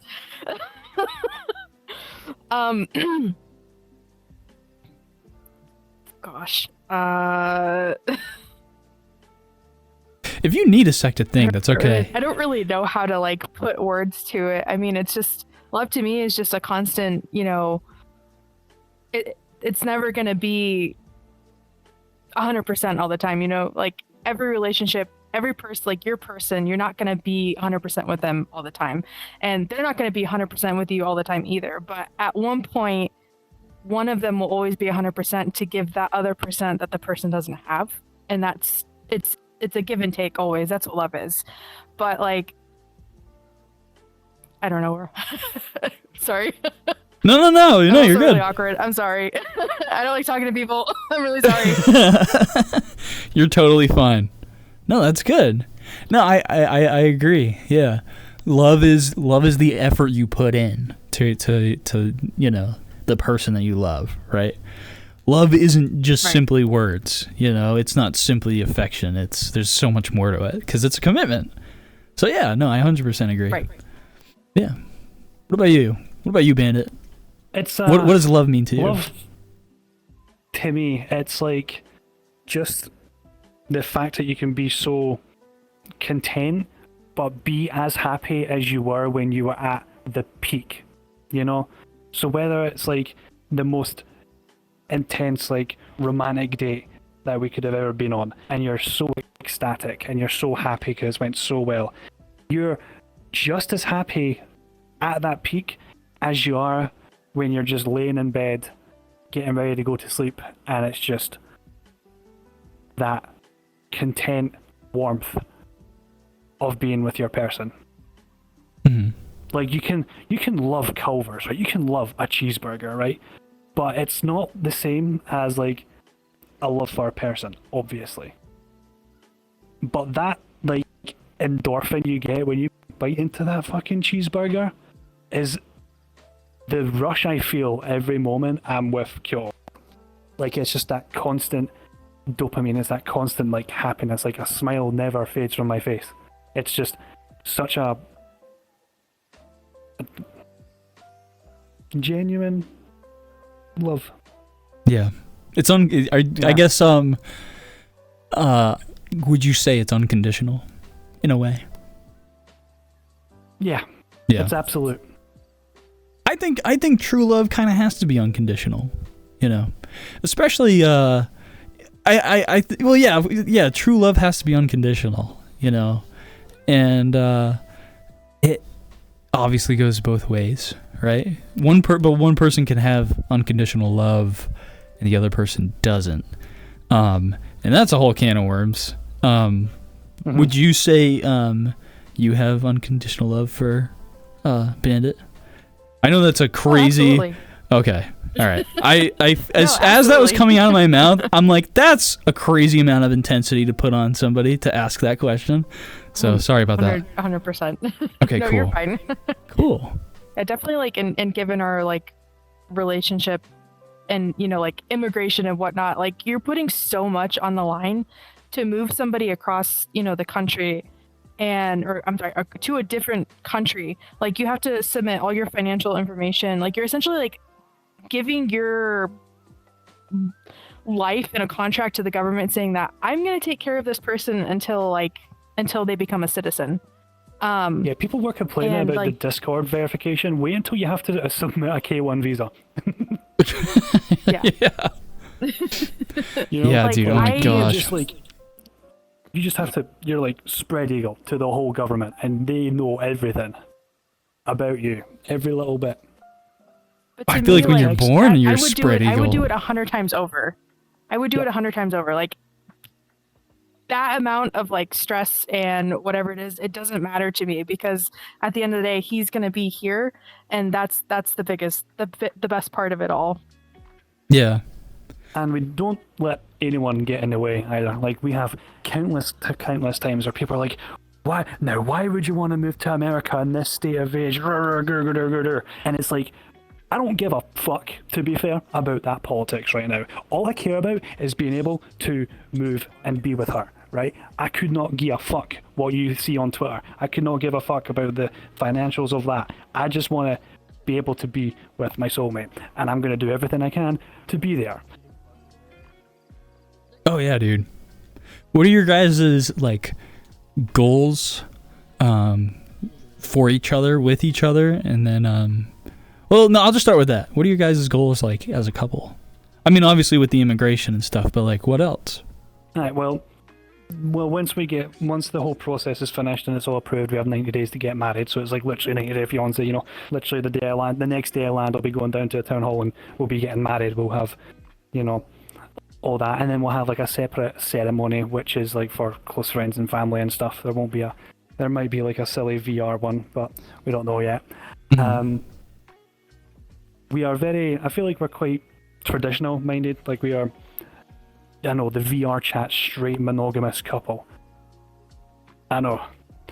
And we want to start a family. We have businesses over where Kyoto is, so we have a backbone to be able to build on and to have our own house and just have that that true American dream that I so like vividly remember wanting to have when I was younger, because I'd always wanted to go to America, but I was so happy that I met you along the way. What about you? Are your goals tied into that as well? Oh yeah, absolutely. I know that I'm currently fighting a process of like wanting to buy a house right now, but then I'm like, there's always a chance given our current political climate that he doesn't get approved. And so that's like, I don't want to buy a house and then he doesn't get approved and then I have to sell the house to move over there.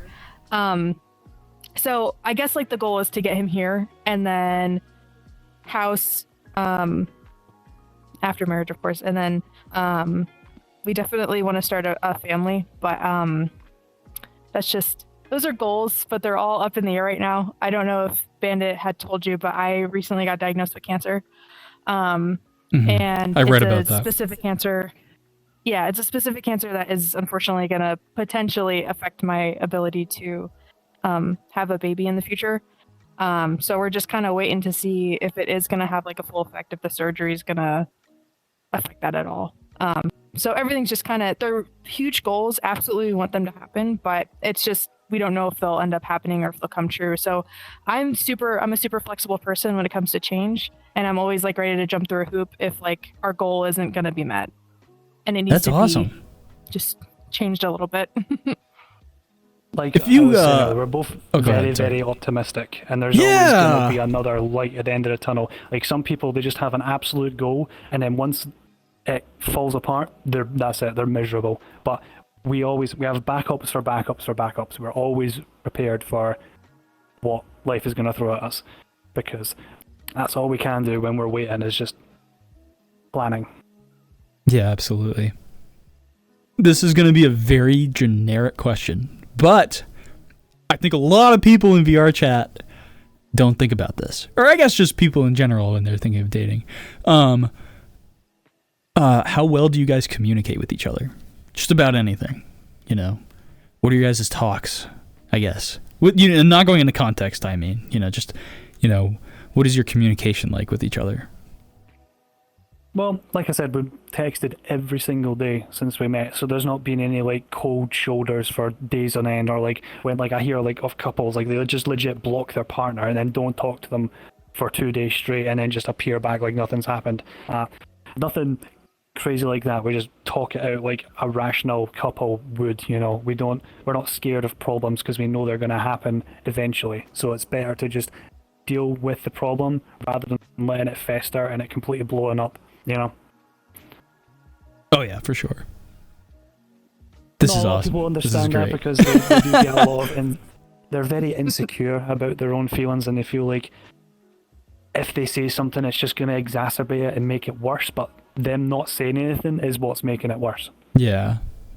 It's so important. If you're in a relationship and you don't have a sense of comfort where you can speak your mind, then where is that relationship going? And for me, it's so important. For long distance. Oh, 100%. It's crucial for long distance, and it doesn't. Even in person, it's the same kind of multitude.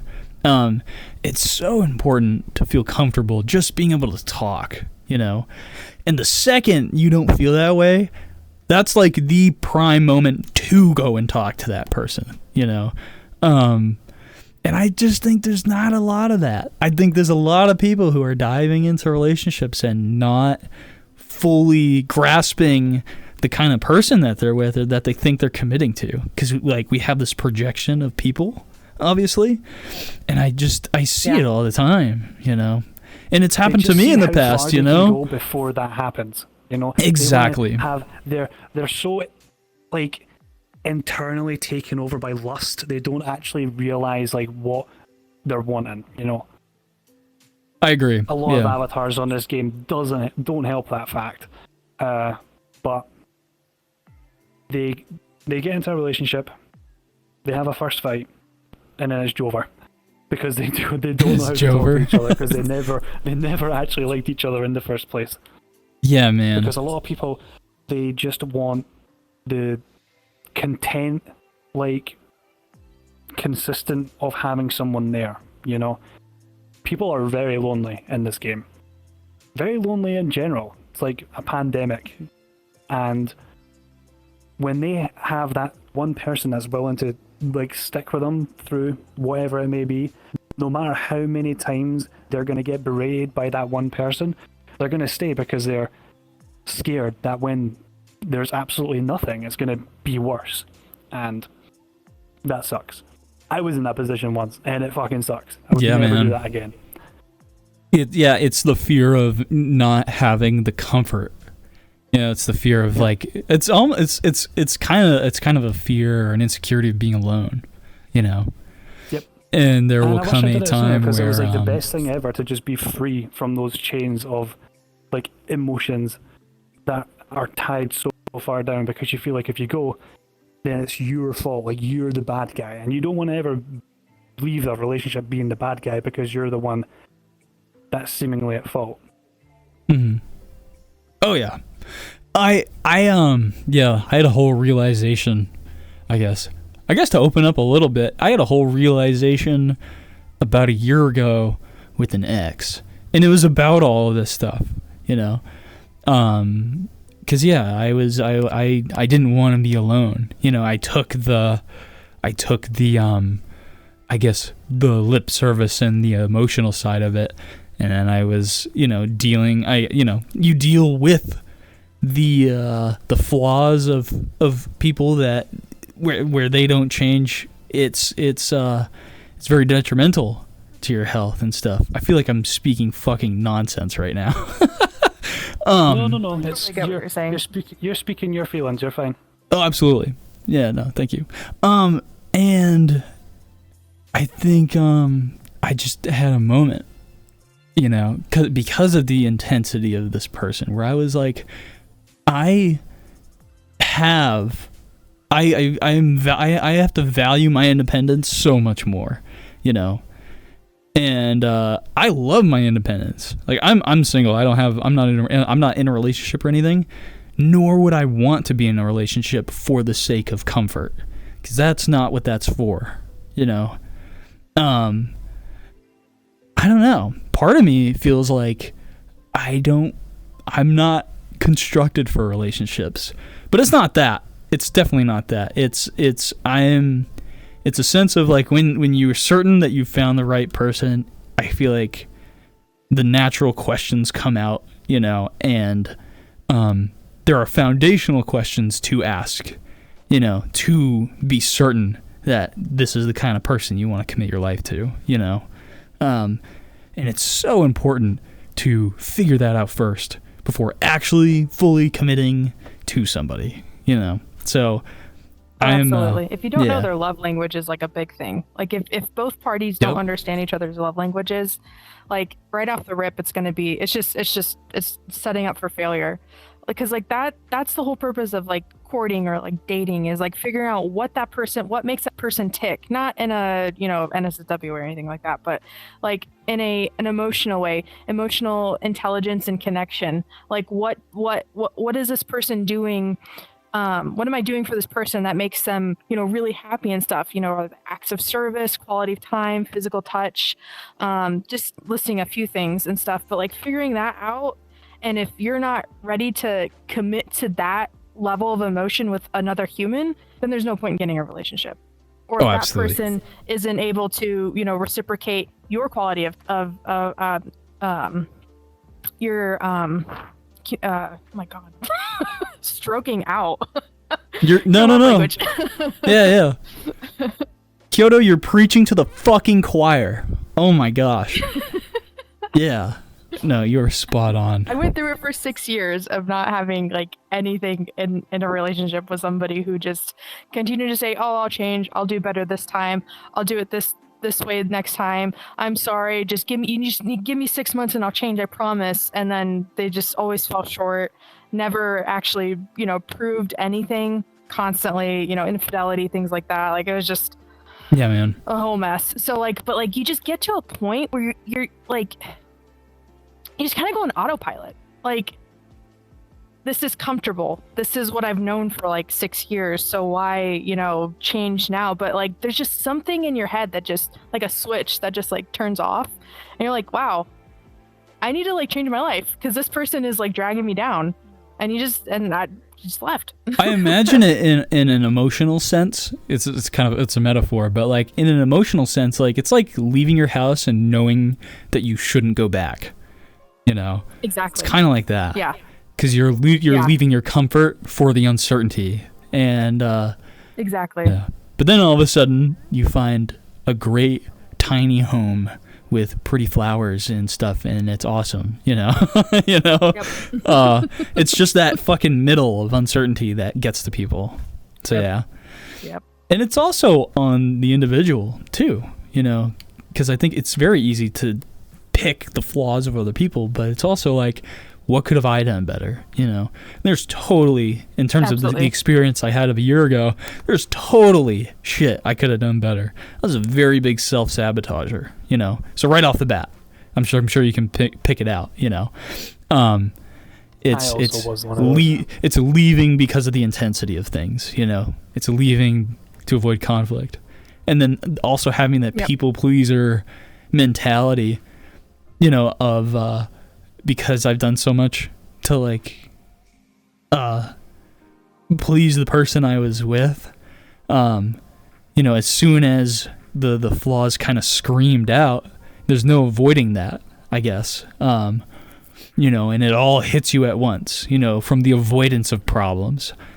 Yeah, I don't know. Like it's also on me to figure out how to be a healthy communicator and, I guess, factor or one of the puzzle pieces when you're committing to somebody. So yeah, for me right now, I'm totally fine being alone. I love my independence, you know.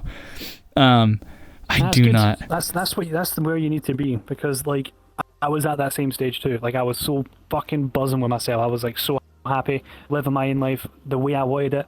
No strings attached. I could just do what I want when I wanted, and like all of a sudden it's like the fucking I just died in my arms tonight. I was like the Lego guy. Oh my fucking god, she's so hot. No, I totally get it. My dad said something to me too, which I like. He said, how can you truly love someone if you did not love them at first sight? But he doesn't mean first sight as in the initial actual visual, act of seeing somebody, right? You see somebody, and sure, like you see like there's an interest there. What he means by first sight is, getting to see the person in their entirety. It's the second you've gotten to kind of get a capsule of somebody. I wish I could explain that better. There is this, he describes it, I guess, as kind of just this overwhelming sensation of like, oh my god, like I have to, that unconditional love kind of kicks in. It's kind of crazy. My parents met each other at the bank, and my dad took my mom on a date to Uno's, if anybody knows what that is. And then 3 months later, they were like, hey, let's have a kid. And then my mom was like, okay, but you can never leave me. And you're never leaving me, boy. And they had my brother, and my parents are happily married to this day. It's crazy. And that's such a rare thing. That doesn't just happen. That's not me saying, oh, wait 3 months to have a kid. That's me saying, like, you never know who you're going to meet that's going to be so, like, influential and significant to your lives. And that doesn't mean they didn't have their problems. I totally saw their problems growing up. But I don't know. It tells me that, if I was, like, actually over there at that time, we probably would have been the same. Yeah. It tells me that, when you truly, on both parties, find people that truly love each other, that it will just persist with no uncertainty, And I could so ask my parents, like, do you regret anything about being together? And I am 110,000% sure that they would both say, I have no regrets at all. It's crazy. Yeah. They're pretty rad. We had a pretty big, initial, testament of, what our relationship was going to be like. When we first started dating, I won't go into full details on it, but I was in a pretty rough housing situation. And I still had a lease agreement with my ex. So I was waiting for the end of the lease to move out, and he moved on. And then, so I ended up moving on at some point, because then I met Bandit, and he got crazy. Won't go into details. Anyways, long story short, I had to go. So I told him about it, and it was not a safe situation for me or my animals. So he actually flew 2 weeks later, because we were planning all this so I could go move back up with my mom. He flew over from Scotland to South Carolina and drove 19 hours with me and my 2 cats and 2 dogs from South Carolina to northern Wisconsin. The first time we met, after dating. You guys are fucking awesome. You guys are awesome. Not one argument, not one disagreement or anything like that. Yeah. You're just dealing with it together. Yep. And we were calling the whole time with each other, just yapping the whole time. Oh yeah, dude. That's so fucking And then awesome. sometimes our mum would phone, and then like she'd start creeping up in speed, and I'm like, I do not want to get a ticket in a country that I don't actually have a license in. Like, you can drive in the UK, in the US with a UK license, right? But if you get a ticket, you're kind of fucked. Were you so driving? Then want that? Yeah, I was driving. Oh, okay. She has a Yeah, he was driving Mercedes my car. C-Class. Gotcha. So I was Yeah, he was driving driving her my car, and I was driving the rental truck. Because we Gotcha. had to Okay. essentially pick up her whole room in, like, from the time it took me to go from Scotland to Raleigh. Oh yeah. Yeah. I have packed up my shit and moved across country too. I totally get it. I moved from Maine to Colorado for a year, and then I brought That's all of a it back. trek. Oh wow. Yeah. Wow. That is a huge. So I trek, totally get it. But yeah. Is there anything like else about what we've been talking about that you guys would want people to know about? I would say not to like be put off by meeting people in this game, because like obviously it's such a meme where like you're gonna meet like, I can fix her, I promise I can fix her. No, you can't. I'm sorry to break it to you. You're not gonna be able to do that.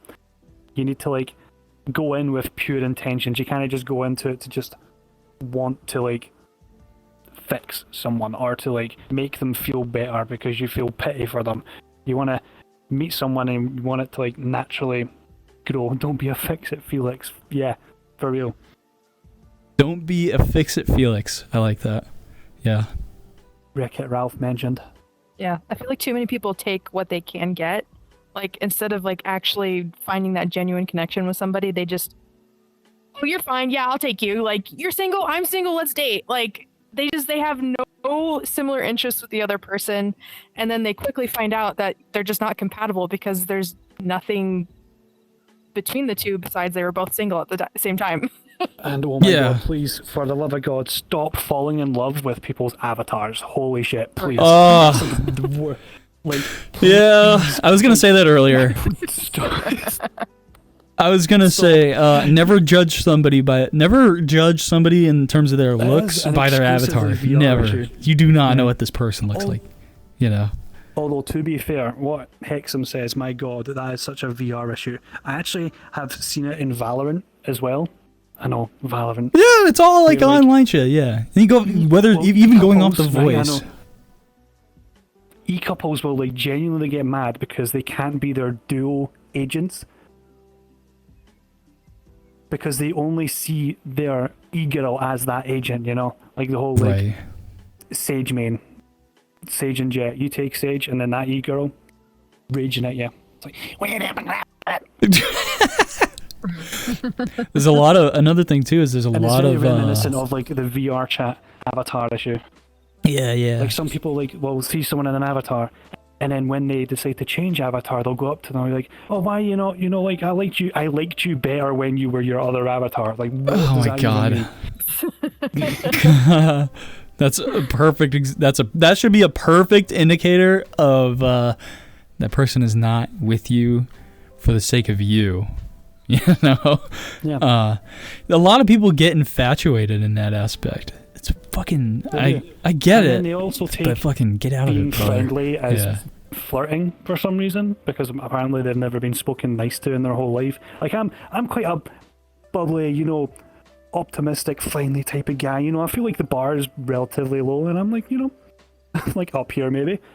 And I like talking to people. I love like chatting to anyone. Like I'm not exclusively hiding, caged away in a private world with my exclusive elite content creator friends, which for some reason so many people think. Because like me and Kyoto, we world hop like every night. We go to Furry hideouts and like world hop because people are insane and it's very funny to watch. But then people will they'll recognize me and I'm like really grateful for that. But then they always say the sentence, "I wouldn't expect you to be here," which is like, why is that?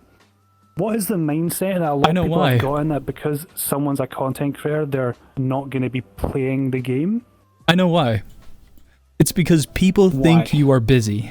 It's because people think you are busy with either other content creators, or I think it's very a very quick assumption that all like well-known people are just kind of confided in their own corner of friends, and yeah, it's never you don't know somebody, you know, based off of a parasocial relationship like that, you know. See, on that, I am very, people very think you are stern busy when it comes to my divide. I have a divide. So I have my VR life and then I have my real life, and I am very good at separating them both. So when someone asks to add me on this game, right, I'm going to be like, yeah, sure, whatever, it's fucking VRChat. But then some people take that a step further, and then they'll start saying, like, we are I'm friends. good friends with Bandit. Like, we are friends now. Like, you know, I've known him. They say I've known this guy for so long, but when in reality they added me one time and we haven't spoke since last September. And somehow that amounts to me knowing them since then, even though I said 2 sentences and they ran away. It's especially worse when they try and, like, actively pursue to be part of my life when I'm very obviously uncomfortable with them not being in it. They'll start, like, so I have my Discord, but I have roles in my Discord that are separate for my real friends and friends that I have, like, I have on VRChat and I say hi to every once in a while, you know, like I have IRLs and VR, and I'm very good at separating them both. But then sometimes people, they get so infatuated and they feel like they're actually my friend because they watch everything, and they've convinced themselves that because they know me, but I don't know them. So they'll try and be like, hey, can I have this role? Exactly. I want to, you know, I see you guys in this voice channel. Can you put me in? And I'm like, in the nicest way possible, no, I'm not your friend. I am a content creator you like to watch, but that doesn't mean I'm going to be an asshole about it, you know? But I'm going to be mature when it comes to telling you, like, hey, I have this divide and I would like you to respect my boundaries, which is a thing people in this game really have a hard time figuring out, is boundaries. And I feel like I'm very vocal about my boundaries, but people will try and skirt past, and then they get annoyed when I say no, because saying no in this game, like, to some people is the worst thing ever. Yeah, it's the expectation, really, at the end of the day. Yeah. And it's that parasocial relationship. So 100%. Yeah, I totally get that. Had a few bad ones. Had a guy made a whole, like, TikTok video on me and this other person because they had started imitating and, like, taking the identity of one of my friends, making it their own, and then getting angry when that person started calling them out for stealing their identity, like their VR identity, you know, like their name and their avatars. And then try to convince them that because they were friends with me that it was okay, even though I have 12 messages with this guy in a year. So sounds like a vulnerability. At the end of the day, sounds he's just mental. He's off the rails mental. Gotcha. Yeah. Thing. How are you feeling, by the way? How are you feeling? I'm good. Nice. I'm very good. cool. Come Do you on, want my fiancé on stage with me, so I'm feeling. I know. Hell yeah. No, you guys are rad. I hopped in like once or twice with you guys, like world hopping and shit. You know, I just try to pop in and say hi and stuff. So, no, you guys are rad. You guys are cool people. Oh, hell Thank yeah. you. Really. It's not hard to just be yourself in this game. People try and, like, pursue the personality that they want to be the most, but then it just makes them look like an absolute tart. So it's better to just be you and to learn and adapt. Like, if you're really shy, it's good to, like, surround yourself with people so you can try and gain that confidence to, like, say a couple sentences. And the number one thing, oh my god, in this game, no one remembers what you said 2 minutes ago. So if you are trying to learn how to talk to people, or if you're, like, trying to break out of your shell, it's so easy to join worlds like this and just yap, because no one's going to remember it in 2 minutes. So if you, like, slip up and say something and, like, you stutter or you, like, mumble, no one's going to remember it. You can just pick yourself back up. But people get so wound up and they get, like, so internally thought, like, oh my god, I look like an idiot. Oh, what am I going to do? Say it again. Because they don't remember. Oh yeah. That's what I did when I first started playing this game. Yeah, there is a it's a self-confidence thing. Yeah. Nope, I had the same thing. I went through the same thing. Yep. And then all of a sudden I was like, wait, I'm just like a human being, like everybody else, and I can go up to somebody random, like Meowtor, and say, you know, what are your favorite kind of fast food fries? And that's pretty cool. Arby's curly fries, don't even care what anyone says. Arby's don't do a lot good, but their curly fries are absolutely crazy.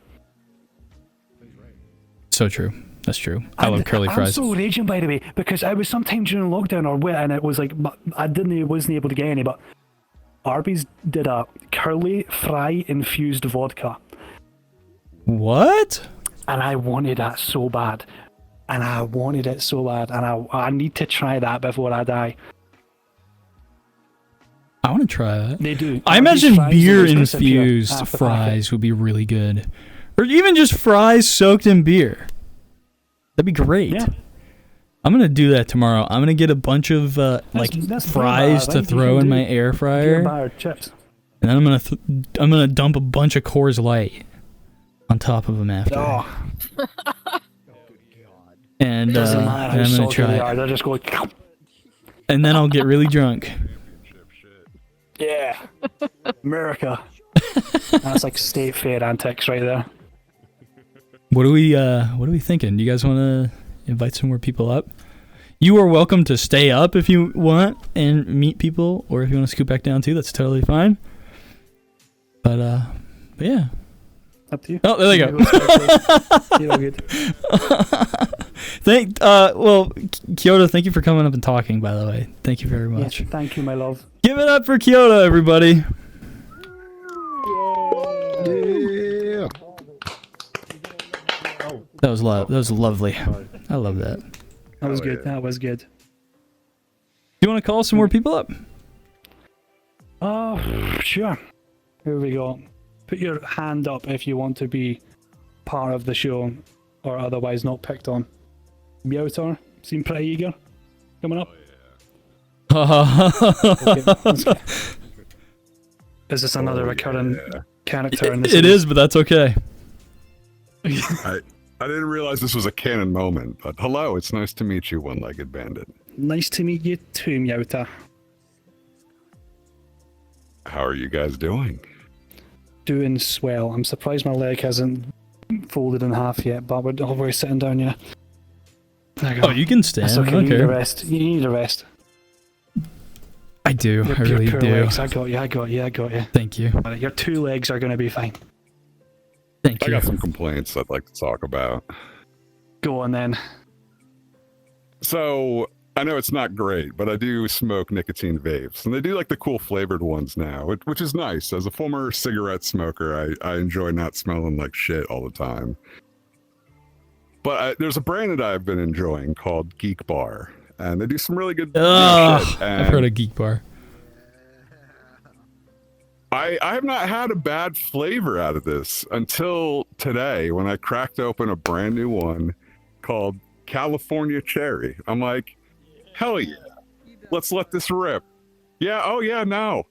Because I took a rip off of that, and in that moment, I wanted to fight everybody. It was the worst taste I've ever had in my mouth, and I've had a baby piss in my mouth, man. It was like eating a so when you change a baby's diaper, sometimes they'll just start fucking pissing like crazy. Meowtor? It fucking sucks. Hold on, I want to stop you for a second. Yes. Thank you so much for adding context to that. All right, please continue. No problem. I figured that was a weird thing to, tap on and then not continue. Thank you. But I appreciate you all. They're like Among Us imposter sound played in my head, the one that goes. Dude, fucking Harrisong did that when he was on. Like, he played it. Harrisong played the Phantom Pain guy. He fucking played that. Because I Phantom Pain. Yeah, that guy. You interviewed him, right? Yeah, he was the first guest co-host. I need to meet that guy. Anyway, continue. He's a good guy. Please go on. Man, my ADD brain is like ping-ponging all over the place. Anyways, this thing tasted like a goddamn air freshener, and it was I felt so bad because like I spent like fucking $25 on this, and like $25 is still like nothing to scoff at, and it's not like I can fucking return this. But so now I have to live with this decision. But going back to the Phantom Pain, I understand Phantom Touch. I understand Phantom of the Opera. It was a beautiful Broadway play. I understand the Phantom Universe that, you know, can exist in space if you go through a black hole. Do you understand Danny Phantom? I do, actually. Because okay, cool. You know that Me he's too. actually half Metal Gear Solid 5, Phantom Pain. You know? Oh, fuck yeah, dude. Ground Zeroes was okay. Phantom Pain, out of this world. Hot take, though, what was your favorite Metal Gear out of the entire world? Phantom Pain, unironically. Really? Aye. The soundtrack alone, absolutely. I don't know. I guess there was just a moment in my life where I could just actually sit down and fully play a game without any interruptions, and I just like played it through. And kind of laid as well, obviously, because he's missing his arm and it's pure like leg, and I'm like, oh my god, look. I love that. Like, did you get the special arms so you could like just flip everybody off in your home at any given time? Well, it's not my arm that's gone, it's my leg that's gone, but like I would flip off anyone. True, you should put a middle finger like on your nub. Yeah. Dude, that would be cool. It would look really weird if there was just an little bit of appendage sticking out, I'm not gonna lie. True. Look like an udder. You can make it a VRChat thing, like a VRChat toggle. Yeah. It's okay. You can say Jake, you can say Jake, you are fucking dumb, shut up, and I'll be like, okay, yeah. Alright. So I'm just sorry, I just caught my mind. It sounds like someone's scraping the walls. Yeah, can we deal with that? People I think moderators, sort them out. Yeah. I don't even get paid for this. It's bullshit. Unpaid actors are the best. I was thinking a bit about bidets. Have you two ever used a bidet before? No. No, but that's a Japanese I thing, want right? to. Aye. It's fascinating. Like, so I got scared to try a bidet. Like, so the first time I encountered a bidet, I was in Las Vegas, and it was a very scary experience because I was on a lot of drugs. And just seeing a little like spray thing coming out of the ceramic, and I'm like, is that trying to piss in me? And I had a very existential moment that I refused to touch bidets for a very long time.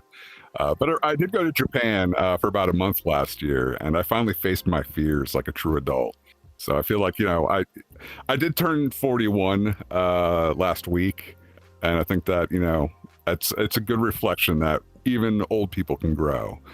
But bidets are fucking wild. Like, it was scary at first because you are getting water blasted up your butthole. And that could be a very alarming feeling, but once you accept that it's not going to kill you, it's actually quite clean. Is it does it change the game? You know? Oh, absolutely, man. Like, I am wiping so much less. I feel much more cleaner and fresher. Like, I understand now why Japanese people are so polite. They have the cleanest buttholes in the world. Bandit, do you see do you see why this podcast is called Practically a Podcast now? How do I? It must be like going from like a 60 hertz monitor to a 240, and you just kind of go back. Exactly. You're exactly right. What What were you gonna say? I was gonna say that. Oh, okay. Gotcha. I am two steps back. You were talking about understanding Phantom Pain. What were you like going at there before you deviated to? Oh yeah, that's water right. blasting? Jesus, I do need to be reined in a lot. So if I told somebody that like they were hurting my phantom lasagna, would that be seen as accepted in the VR community? Yes, because people are that delusional. Have you ever experienced phantom met a person the other night that said that they had phantom Down syndrome. So like, you know, you can really like people Oh fuck! That they have phantom Down syndrome. Jesus fuck, that is. They will just, and then they say it to you. It's words on the internet. You just have to take it at face value. It's like, okay, fucking sure. Whatever. People can tell me the sky is fucking green. I'll be like, all right, sure. Jesus, fight with a knife. I guess. Oh fuck, God! I miss LimeWire. That LimeWire was amazing. I feel like How dare you tell me my memories are not valid? It's too easy. I'm a real boy. I don't know, like, I guess in the Wild West of the internet, it was cool because, like, we had so many wild applications then. Because, like, you had LimeWire, you also had Morpheus, you had Kazaa. I fell into a weird hole with a thing called DC++, which was like LimeWire meets IRC. So I got like this weird anime. I watched a horse kill somebody with his penis. In anime, not in real life. It was weird, man. There's a lot of weird shit on the internet, and I think we should discuss that here. Every other file on LimeWire was just a MP4 of Bill Clinton saying, "I did not have sexual relations with that woman." With that horse. Did you guys download the like System of a Down Zelda song? Because like it was really fucking cool. I did not. That might be a deep cut. My dad got me everything. My dad was like one of those like OG pirates that would pure like he'd like solder something on an Xbox 360 and you could just play games if you like burned onto a DVD. And I was like, all right, cool. Oh shit. Shit, that's pretty in Minecraft. tight. In Minecraft. In Minecraft. My of course. Yeah. You know, lots of redstone required for that one. Absolutely. A lot of redstone and command blocks for that. Yeah. Yeah. I never. So I'm new to the Minecraft universe, but what did you guys think of the Minecraft movie? Because as somebody that was not like, I was so pissed off that me and Kyoto went to see it at the cinema, right? And it got to the point where the chicken jockey was coming down and Jack Black was gonna say it, and then he said it, and then we both said it, and the whole cinema said fuck all. And there's no way there's not a real person in this cinema. Oh, Jesus Christ. It was just I would have demanded a refund. You should have gone to the manager and be like, excuse me, my experience was not 100%. I am not happy with this. I want my money back. We couldn't believe our ears. And like, it wasn't like it was a quiet cinema. There was people there. Not a single noise for the chicken jockey. We were like so ecstatic to see it. And then it was like, well, let me ask you this. Let me ask you this. When you went to see it, was it kind of after the whole like controversy? No, not the controversy, but it was peak like bringing a chicken into the cinema sort of area of it. That's when we went. What I mean is like everybody was like in multiple theaters. There was like an uproar and like it was just pandemonium or whatever. That's the time we went. Okay. Oh shit! Right. And no one when said I went anything? and saw it, I watched like an entire like cast of Lord of the Flies rip apart another small shot. It was really horrifying, but God, that movie was a lot of fun. I'm gonna really disappoint you guys. I haven't seen the Minecraft movie yet. It's good. Jake, even if you didn't like Minecraft, like I didn't play Minecraft, but I enjoyed the movie. It was good. Minecraft's like my favorite game. It's a good laugh. And I don't know. I just haven't seen it yet. I should. To be fair, my favorite game is Resident Evil, right? Which is why I yapped to you when someone said the lower Resident Evil, and I just came up to you talking yappa yap. And I am like, some people like it, but I will stand on my one foot and say that there has never actually been a good live action Resident Evil, like, ever. It's so fucking cursed. The Resident Evil that was made on Netflix, absolutely abysmal dog shit. The W.S. Anderson films, absolute laughing stock. And the Welcome to Raccoon City movie, pish. That's I'm sorry. Hey, we all have our own. That elevator scene. We all have our own viewpoints. I have a fear to get on any elevator. That left a lasting impression on me. Oh, was that the first Resident Evil film? Also, the laser grid, that was pretty fucking sick. The laser grid, it's actually man. Like, why would we judge against that? no, to be fair, they were good premises, but it's just the fact that W.S. Anderson had to have his fucking wife, Mila Djokovic, to be the star in every scene. You know, Jill Valentine doing some cool shit, but wait until you see my wife fly through this church window on a motorcycle with dual shotguns.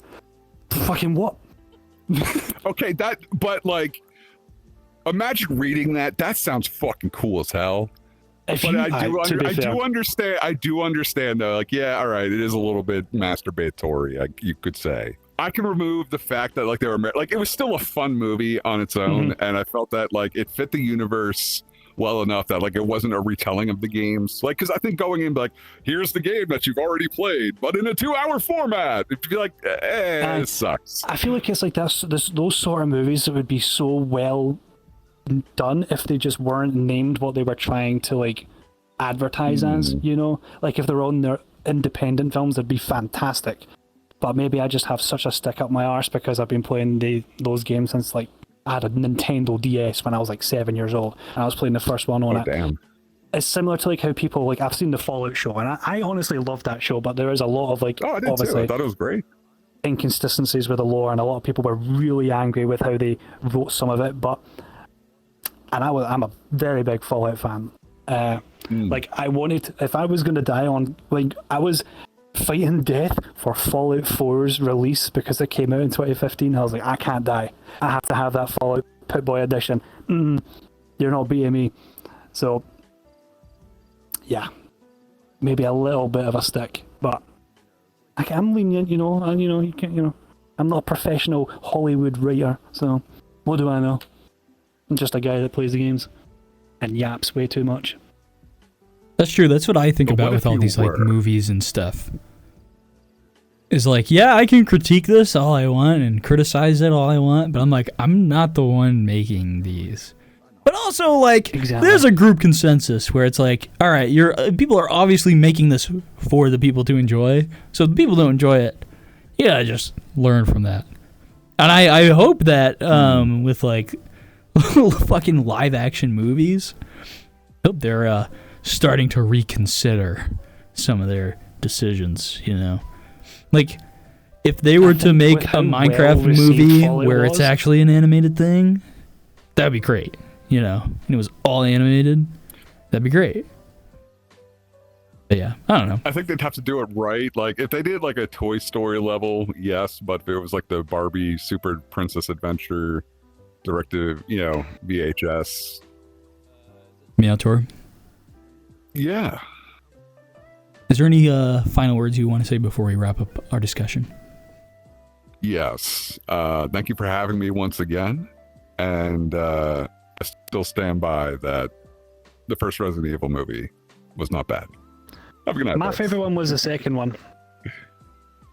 Ooh. I'm gonna have to go rewatch it again. Apocalypse, it's so good.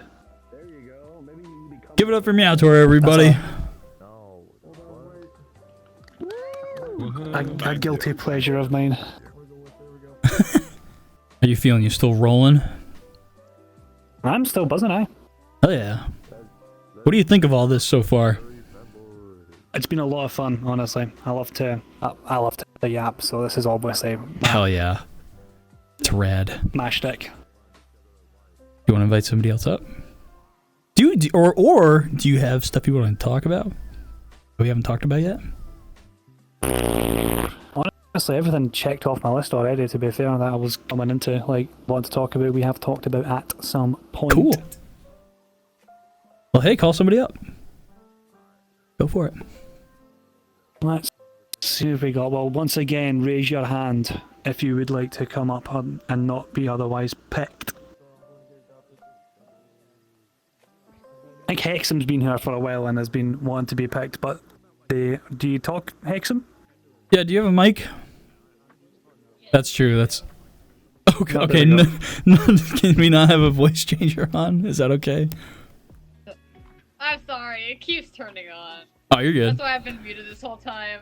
I immediately thought of the meme where it's like, any questions before we go on from here? It's like, great. I really understood that one. I had my thing off and it still turned on. I'm so sorry. Yeah, that's okay. How are you, Hex? I've seen Bandit's videos on TikTok for quite a while. I've Thank you. been a follower of theirs for a bit. I actually got back onto VRChat. He is one of the major reasons I have gotten back on. I got out due to an injury. That makes me so happy to hear. Results in me no longer being able to be full body. I basically able to only stand for about 30 minutes. You can only stand for about 30 minutes? Yeah, I injured my spinal cord, and it is fractured in so many ways that they are able to fix it properly. Oh my gosh. How recent was that? So, that was actually about 2.5 years ago. Okay. Was an incident in the military. I tried out for the military, and I kind of just gave it an ultimatum. I wasn't getting any job, nowhere was accepting, right before COVID as well, so we were about to hit that chunk as well with nobody getting jobs, and so I decided to join the military. Caught COVID on the way over, pissed off a girl in my group about halfway through boot camp. We went up to go get our uniform fittings, and she turned around and shoved me down 3 flights of stairs. Oh my gosh. Holy shit. Holy shit. Fucking hell. That was not fun. I fell constantly, and on the last bit, I hit the railing directly on my back, and it shattered a lot of the bones in my back. Thankfully, it did not shatter my ribs, but it did shatter part of my lower back. They dishonorably discharged me, because when you get injured like that, they try to find something on your record to get you out non-medical. Oh, no way. And they found out America I had a moment. PhD on my record 2 years before, so they're like, oh, you didn't put that on your record, we're gonna dishonorably discharge you. That's wild. That's such a fucking nightmare, man. I'm so sorry. When I found Bandit's content after that, I was like, wow, you're still able to be so chipper after an injury like that, even though it's been years. You're able to be so chipper and spread positivity to people who are also injured or have like disabilities where they're unable to do things. And I was slowly working up the courage to get back on VR, and I did as of last week. I've only been on for a week. Let's go. Nice. And I've made so many new friends I love to hear that. then, and they all understand I'm unable to really get on full body anymore. Even the headset, just the weight of the headset hurts. And I'm glad to be able to like help other people if I hear about other people's situations. Thanks to Bandit and like being able to have the inspiration, I'm able to kind of spread that kindness my own way to other people I meet. Good. That's why when I saw that you were having a podcast with them, I'm like, I kind of want to show up. It's like a chain reaction, you know, because people are inspired. Like Hex, I'm here because I am so like projecting of this stuff, which is a good thing to project about. But then they'll have their own moment where they're like me, and they're also telling the same story, but in their own unique way, about not only me, but most importantly themselves. And that's what I love to see, is that people are confident in their story. They are content. Well, they might not even be content, but they're able to talk about it and let people know that it is okay and that you can do everything a normal person can do as well. Oh, absolutely. Yeah, you have to roll with your punches, I guess, to put it simply. Because you have no choice. You know, you will keep existing no matter what, no matter how you choose to exist. You know. Yeah. And that's super rad that you are bouncing back from this as well as you can. Do you have any are you in a gradual recovery, or do you think you've like It's kind of on and off. I actually now have a full-time job. I'm able to work at the post office, my local post office now. That's nice. With restrictions, of course, but I am able to wear certain back brace retaining items that help me stand for up to about an hour and a half. Albeit when I do hit that point, I kind of have to take a bunch of medication and then stop walking or like physically moving, standing up for a couple of hours. But my bosses understand that, and I'm on a route that accommodates to that. And it's nice that I'm able to get back fully into work, even though the disability, and that's why I mostly came on here, because I was going to ask, how do y'all feel about people on VR, especially with how you're mentioning the whole phantom pain and the phantom Down syndrome, and asking about, like,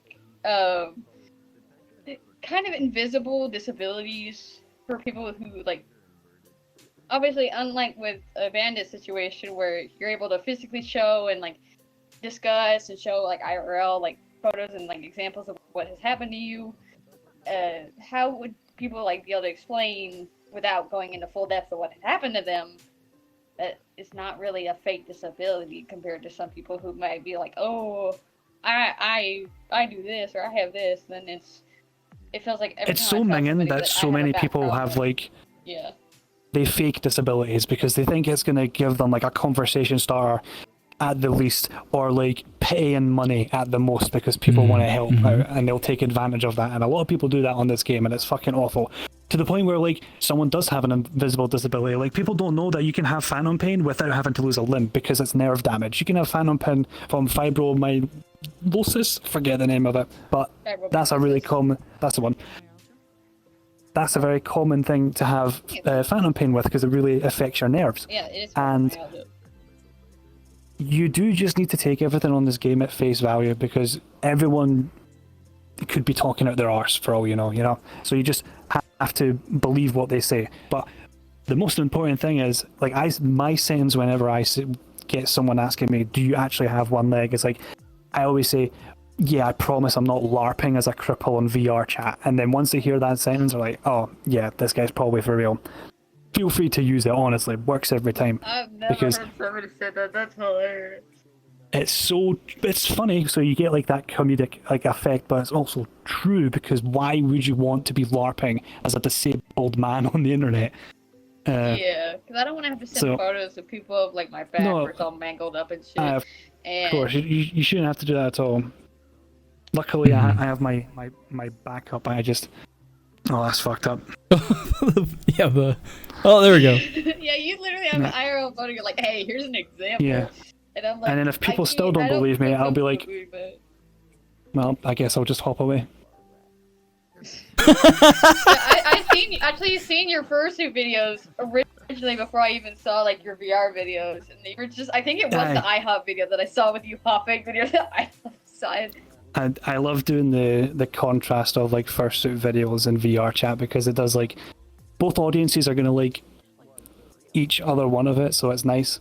But the fursuit videos, when I actually get to like leave my room, they always do well. I love making fursuit videos, and my full body is trapped in America and I can't get it, and I miss him so much. It's there waiting for you when you get back. It is waiting for you. I think it takes a good mind, like in VRChat especially, to realize when somebody's bullshitting with you. I don't know if I can smell it a mile away. I can when someone's absolutely talking dog shit straight away. Because there will be dots that can't connect. Yeah. I don't really know how to explain it very well. There's a lot of stolen valor in this game. Don't know why. True. Yeah, a lot of people like to say that they're military. Phantom valor. Terms, they're like, they don't know what you're talking about. Yeah. Yeah, it's like, actually, I graduated from the Academy of fucking, what's that one flying world? I don't know. Fucking test pilots. Test pilots, that's the one. It's like, yeah, I graduated from the class of 2021 on test pilots. I know how to fly an F-15. Yeah. Why have you got that in your bio? And then they also have like, oh, I have this and this and this and this and this and this and this and this and this in their bio underneath it. And they're like, I can't stand the color of purple. I can't do this. And they're like, I can't stand the color of purple. Block. I've had somebody come up to me but like, I need you to change your avatar. I can't stand that shade of purple. I physically have had people am not able to see the color purple. I'm colorblind. I can't see purple. Meow I turd get must be good invisible color, for but you. I can't. He's a imagine, he's a having diamond. somebody come up to me again and saying like, "Hey, I hate that color purple you have on your avatar. Change." And I would be like, "What purple? What are you talking about?" That'd be hilarious. To be like, "What do you mean? What's purple? What color is purple?" Oh yeah. Yeah, who purple? Who does? I have been told I'm too bright on occasion. Like- I just don't like the fact that you're shiny. Yeah, it's a lot of omissions. I mean, sorry, I'm a slut for attention. You're a very You just bright can't handle person, your Bandit. avatar. Yes, thank you. Not in like the smart way, just in the literal way. Dude, I told I'm actually quite I'm gonna academically inept. I had to drop out of school when I was 15 years old before I could actually sit any final exam, so I literally do not have any qualifications. So I'm very glad this whole streaming thing kind of worked out. Otherwise, I would be just. Is this what you do Yeah. like for work?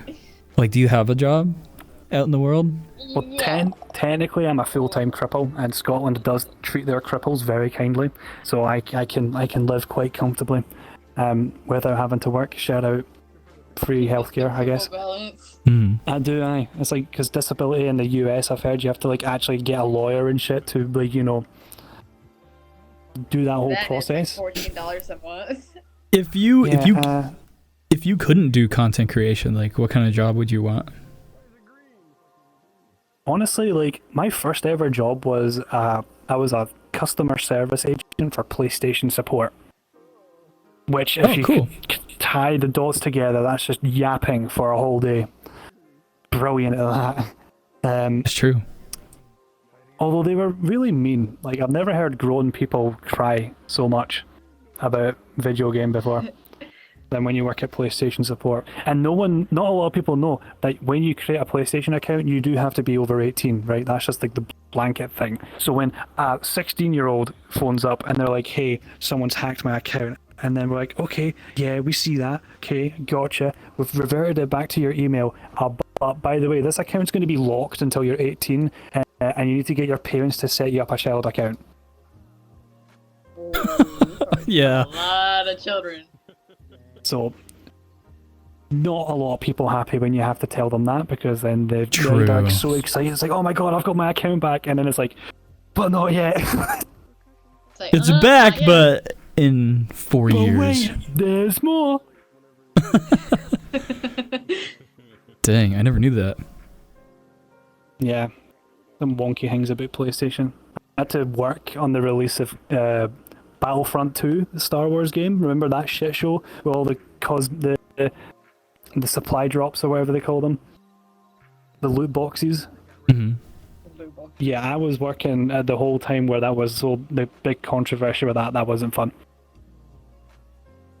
Oh dang. People come all the time, like, "It So doesn't you work." you had a lot of accounts called and then locked, if that's the case. Yep. I assume. Yeah. And then you get angry parents, and you hope that the next call you pick up isn't them and your colleague has it. True. You just hear screaming from the other end of the office. It's so funny because like it's like a lot of the most of the calls were just like kids and a dad phoning up because their kid has spent £100 buying FIFA points, and then you have to tell the dad they're non-refundable. FIFA points. Oh dang.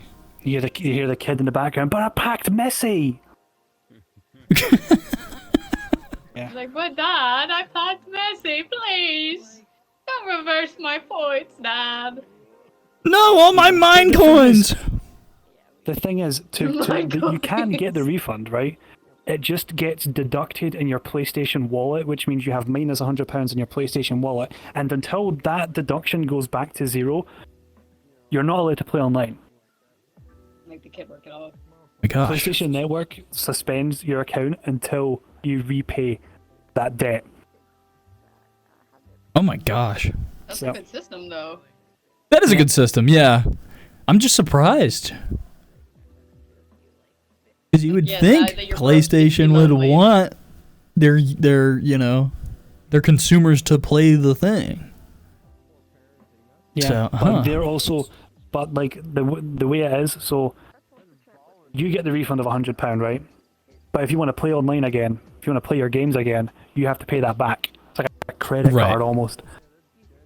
No interest. Yeah, but yeah. You have to pay that debt back to PlayStation, which is kind of funny. Because, that's a good system. I mean, if you're the kid that spent £100, that's pretty good punishment because then you have to repay your dad until that balance goes up. So that's a good. That's true. That's a good teaching moment for the kid. Yeah, exactly. It's a life lesson. It's a life lesson. You spent the money on the account for something on the account, so. Yeah, even if it wasn't something you wanted. Yeah. Mm-hmm. Even if the buyers are great, you can still be like, oh, I still want to play on this account, now I gotta pay £100 to play on this account. Hexam. Great. I wish more games did that. Hexam, do you have any? Well, first of all, thank you for coming up and talking. Because Yeah. I was like, I almost left like 30 minutes ago. we need. I'm very glad you came up and talked. Because we. I know. I see you. We need more jumping at perspectives. Like times that people put their hand up, but I didn't know if you were gonna like be typing, which is why I was kind of. Yeah, that's true. Aye. But thank you for being here like the whole time, honestly. You're pretty rad. It was interesting combos the whole time. It was just great. I'm not worried about you, Hex. I think you got a good little situation in your life, and you're making the most of it. And it's all uphill from here. You just gotta put your back into it. Yeah, I've just been trying to, especially with like friend groups and stuff. I have removed a bunch of people who, obviously, once it happened, or like right after it happened, they were not very supportive, and then you just have to get that good friend group, that good support system. Even if it means removing 90% of the friends that you have. It tells you who your real friends are. I think Python got my joke there. On VR since I joined, and I'm quite happy with it. All right, every step counts. So. Yeah. Take one day at a time, as I normally say. Just gotta put your back into it. When you fall down, you just gotta get back up. Yeah, definitely turn and fall down. Hex, do you have any final words you'd like to say to anybody who might listen to this before we wrap up our discussion? If you're gonna get injured in the way that I did, make sure that bitch goes to jail, because she's in prison right now for shaking the general of the base. So, at least I got the least amount of pain out of it, honestly. Well, GG. Preach. Doesn't surprise me that happened to her. Karma. Well, I also just keep a positive attitude. That's what Absolutely. I try to stay positive, get through the day, one day at a time. Hell yeah. Thank you, Hex. Yeah, cool. I'm gonna go to bed now, though. Have a good sleep, and thank you so much for coming up, and I appreciate you so much for watching my stuff as well, so thank you, honestly. Well, thank you guys for letting me come up. I'm gonna go pull somebody else up to talk about bidets or whatever. Give it up for Hex, everybody. Thank you, Hex. Expensive claps. Good job. Expensive claps. What do you think of the nickname Hopscotch? Hopscotch. That's a banger of a name, actually, you know that. That puts That's two not together. mine. I was telling my roommate about you, and like how, because he was asking me like, "Oh, who's your next like co-host?" And I was telling him about you, and he was like, "The entire time you should call him Hopscotch." I was like, "That's brilliant." That is a brilliant one, aye. Yep. You want to call somebody else up? Great Lord Frieza catches my. You want from me? The Great Lord Frieza.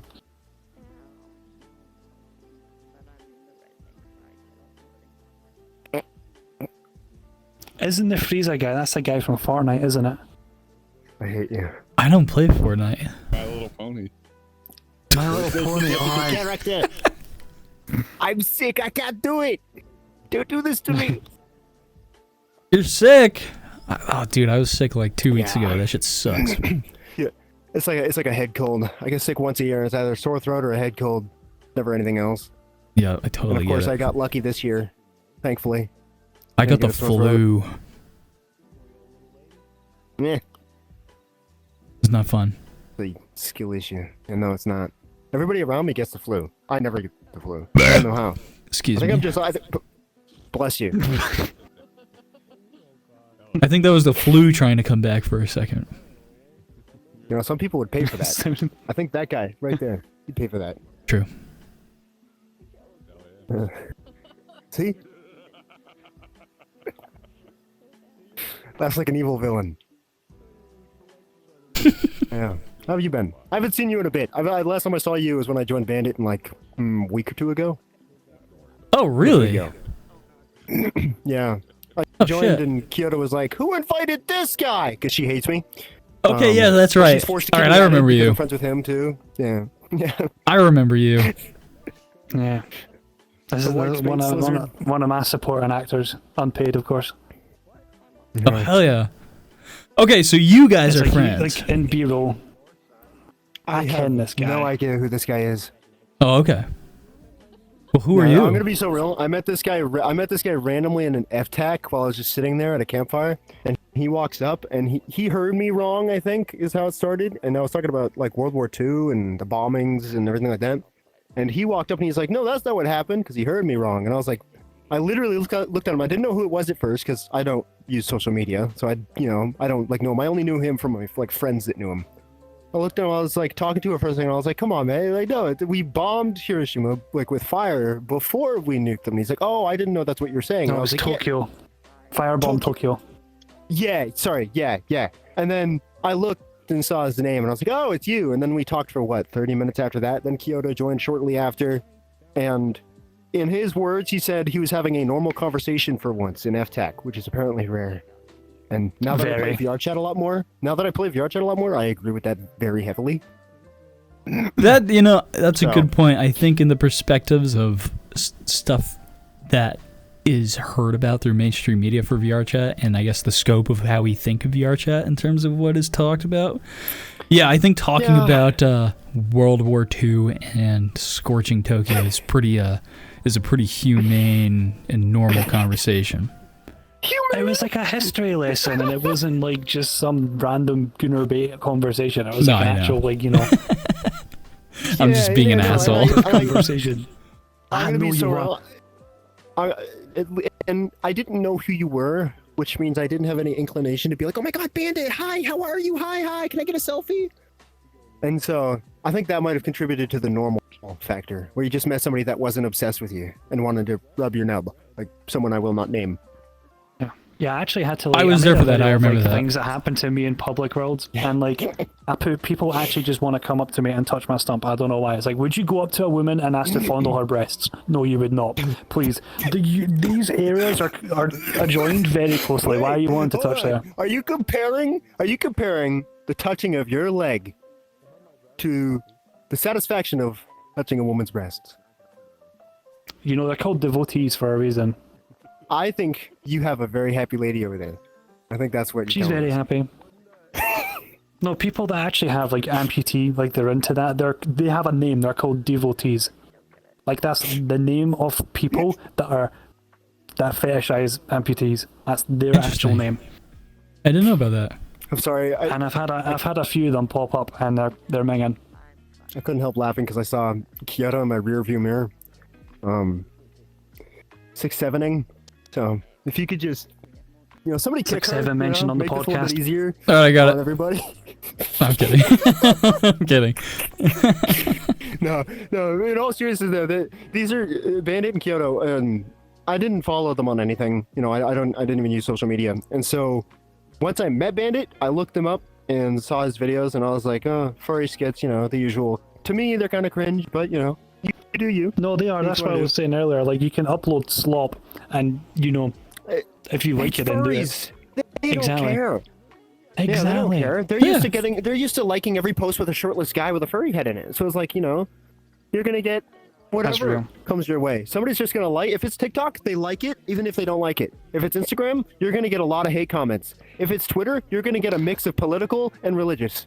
So it's like, you gotta go with what works for you. And if what works for you is just doing little skits, I mean, hell, and see, that's on Instagram. I don't get any hate comments. I get the most positive comments from my Instagram. It's crazy. Let's just not mention the DMs. Yeah. Never have your DMs open on Instagram. It's funny. My positive comments are on TikTok. I have this guy that just all my keeps sending me all my reels. crazy shitty comments are on Instagram. I know. That's like the normal hate area. Yeah, People are that's violent interesting. on there. That's Detroit Huh. of the internet. I think that's VRChat. I disagree. Well, I take that. That was more of a well, joke. VRChat would be like Portland. If we have to Which If we Portland? have to compare it to like Oregon. Okay. I think VRChat's pretty whack. Like, well, you'll be walking down the street and you either see I agree with that. a homeless guy Yeah. bent at a 90-degree angle. I agree with or that. somebody walking around in the most like expensive suit out in the middle of the street, and you're just like, I can't tell who's who. It's like a bunch of clowns are walking around. You can't tell what's real and what's not anymore. VRChat is kind of a mix of the good and the bad of the internet, where it's like Reddit. What people see on Reddit is 3% of Reddit. The majority of Reddit is actually part of the deep web, where you can't actually access it unless you have certain web drivers. And so a lot of people don't realize that VRChat is like one of two things. It's either you're going to get on with your friends and you're going to goof around, you're going to have fun, or you're going to meet a crazy person that just wants to touch you every day. Like he probably runs into every day, which I've seen on video. And it's hilarious. And I laugh at you for it. Whenever I like public world top, I do record like everything through OBS for my own safety. Yeah. I don't give a fuck if like there's a group that's like, you're not allowed to record in here, and I'm like, you can fucking try. You can try and stop me. It's like, because I've been banned before for saying I was recording. that's a big red flag. First of all, if there's like a group that says no recording allowed, then what are you trying to hide? You know, in a public world? Yep. And like, yeah. How you can't, first of all, people that open up 18 plus instances without having the age gate thing, wrongins. Yeah, let's not talk about that one group that I had to talk to the hunter. Yeah, remember that actually. Oh, like he if did you that want an twice 18 more plus after. group, you need to have the age verification thing to start. You can't just Absolutely. open up That's a what group it's for. public and then call it 18 plus because Yes. you're just asking not to even have not a mod. Like you're just asleep up on a rock and you're just letting everybody in, and I'm running into 13-year-olds in this 18 plus server. Yep. And I'm like, this is ridiculous. And I go to them and they're like, oh, what? Where? How did that happen? Oh, I wonder. You have 13 people in here that say they're mods, yet they're all just cuddling in a treehouse and nobody's doing anything. Yeah. It's ridiculous. Its only counter is people don't want to age verify themselves. But like, come on. Plus, you get less viewers. Wow, I'm thinking of the podcast. Less people that like will visit your world because not everybody wants to pay for that and upload their ID to some website just to go to certain worlds. So I understand. I get that it, you don't but want to have fewer users, but at the same time, you cannot sacrifice safety for comfortability. think of it like this. This is an 18 plus verified world that we're in right now. And how many people have been here? How many people? There's like plenty of people, you know. And I don't think. Plus, it's a black cat. That helps. Sure. Yeah, that's a good point too. And I just, you know, you get all the eagles. I would rather have the age verification thing and have a more pleasant experience in terms of, you know, your moderation or whatever than to have to constantly battle the not having the 18 plus verification thing, you know, and having to, you know, have a security check on everybody who joins, you know. Yeah, like those bar worlds, the Sunset Bar is especially fucking rancid for it, eh? Where they'll open up public world and name it 18 plus, and then have actual bouncers at the front of the gate being like, "What is your age and when's your birthday?"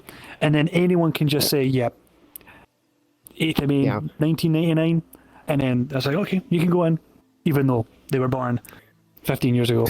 Exactly. It's like, okay. I joined one of those bar worlds because I had a friend that was like, I think 18 at the time when I was like 20. And I joined and they're like, well, how old are you? And I was like, 20. Why? And they're like, oh, you have to be 21. And then kicked me. And the mod that was there was 18. It's like videos like from proximity chat and that, they like, people say that it's over exaggerated. People say that it's like, it's not overdone. It's just not. It's just That's a real thing that If you happens. go to Those the are real right encounters. worlds- Yes, if you go to the right worlds, I used to not believe it actually. I was like, these are skits. There's no way people like this exist. And then I would go to those bar worlds on like desktop every now and then. Oh my lord. Eye bleach. I had to look at like pictures of puppies for 2 hours to get that shit out of my head. Never again. And like, what's the worst part? Is they accept, like, they say they're accepting unless you don't accept them. And so they'll have like age regressors and people that call themselves like, I don't know what the boundaries are for the podcast or what's too much or whatnot. You can but say whatever I'll you say want. MAPs, minor attracted persons, like they try to call them. I don't call them that. They will be in these groups and call themselves age regressors, and they'll be in these giant VRChat families of like 20 people, and there's minors in it, and they're like cuddling with these minors in these adult instances because they're chaperones.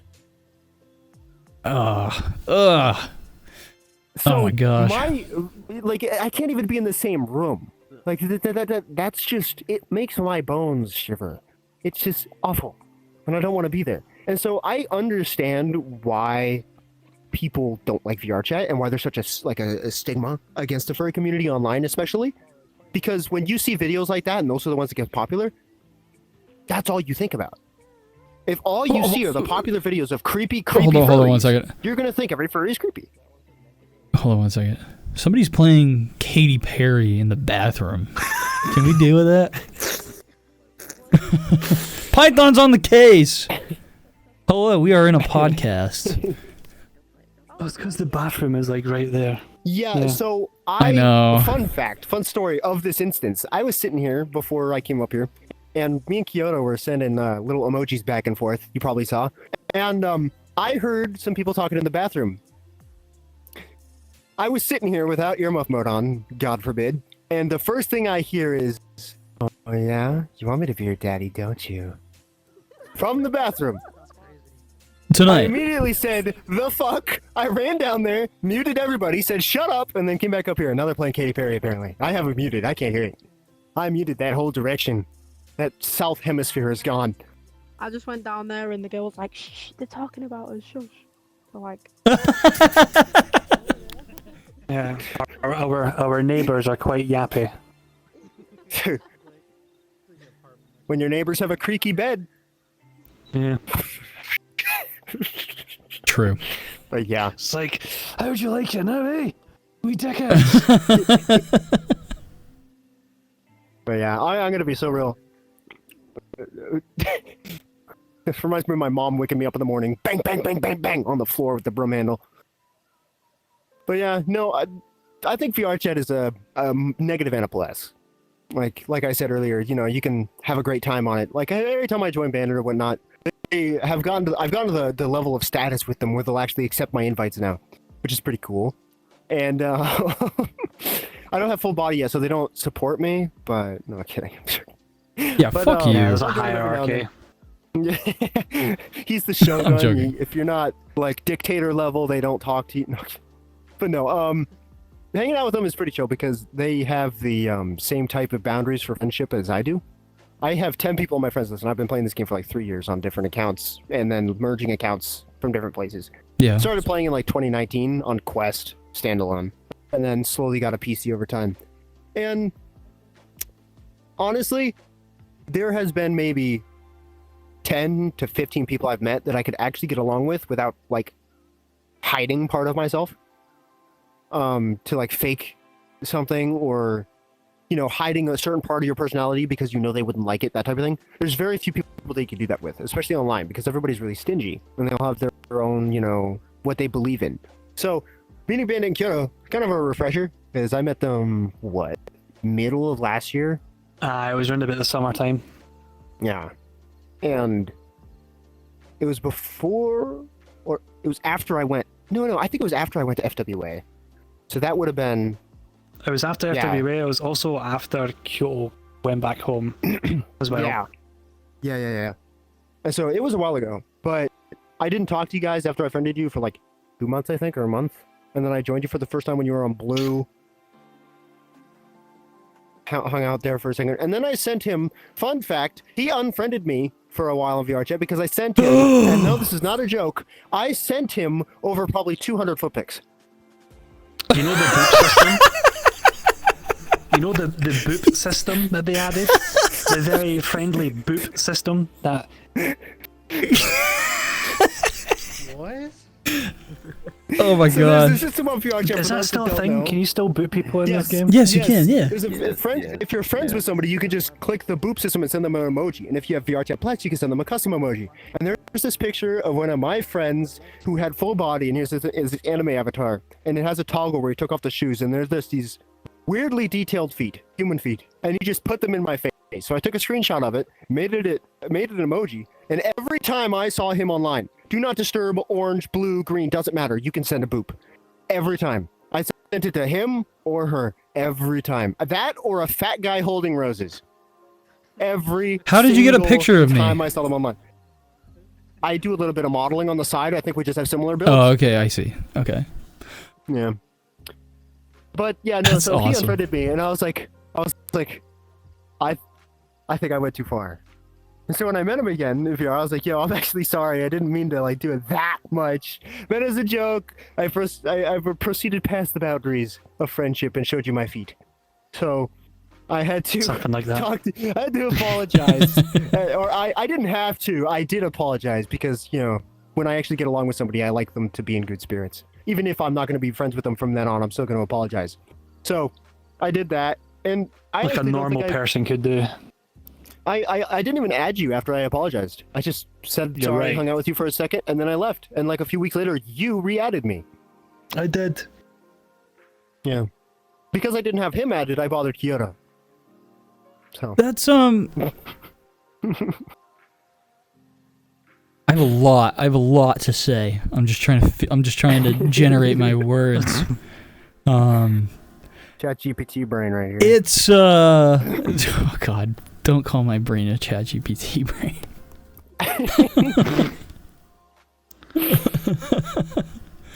That's gonna make it worse to try to think about what I'm trying to say. I love having real connections with friends on VRChat. I love it. You know. And yeah. You know, it's stuff like that, like everything you're pretty much talking about that proves that like real connections can happen in a virtual platform if you know, we express our boundaries and all this stuff. You know, the intricacies of real connection happen here, and it's there, you know, and it's such a dim perspective that like not many people have. And everybody it's so unfortunate, you know, and I wish I could. I guess part of the oh my god, I'm gonna sound like a bro. Hold on. I know. Shut up.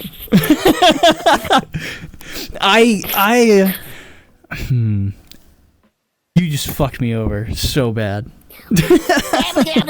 Exactly.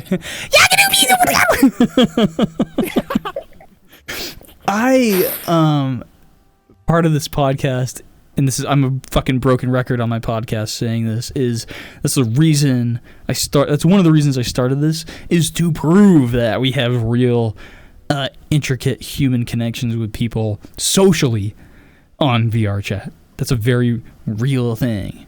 God bless your work. Because that's not fun to do. Yep. Trying to find the normal people of VRChat is worse than looking for a needle in a haystack. It's like looking for 200 Do you want to know needles, but you something have to find a super specific surprising? needle. And I guess too uncommon? this is kind of a question for you too, is how many people have we talked to tonight that have had real conversations with us in some multitude? Brainstorming. I just got here. So I joined like in the middle of the last person, I think. Yeah. Or maybe right about this starting. But that seemed pretty normal. So I mean, like, it is possible. I'm not saying it's not possible. I'm just saying if you go to public worlds, that's a little bit different than like creating your own group instance or starting something of your own. You know what I mean? You see, VRChat is what you make it, in the sense of, you have to go out of your way to find, the people you want to be with. That takes time. And it's not just VRChat that's like that. You could go bar hopping in a city, and in its own way you'd have the same kind of thing where you're not going to mesh with people. You're going to look at people and be like, why the fuck are you acting like that? That happens in real life, in real situations, in physical spaces, It's just VRChat has, and just, that's that online social concept, because the barriers are lowered socially and in expressionism. It just feels different, but it's really not. Yeah.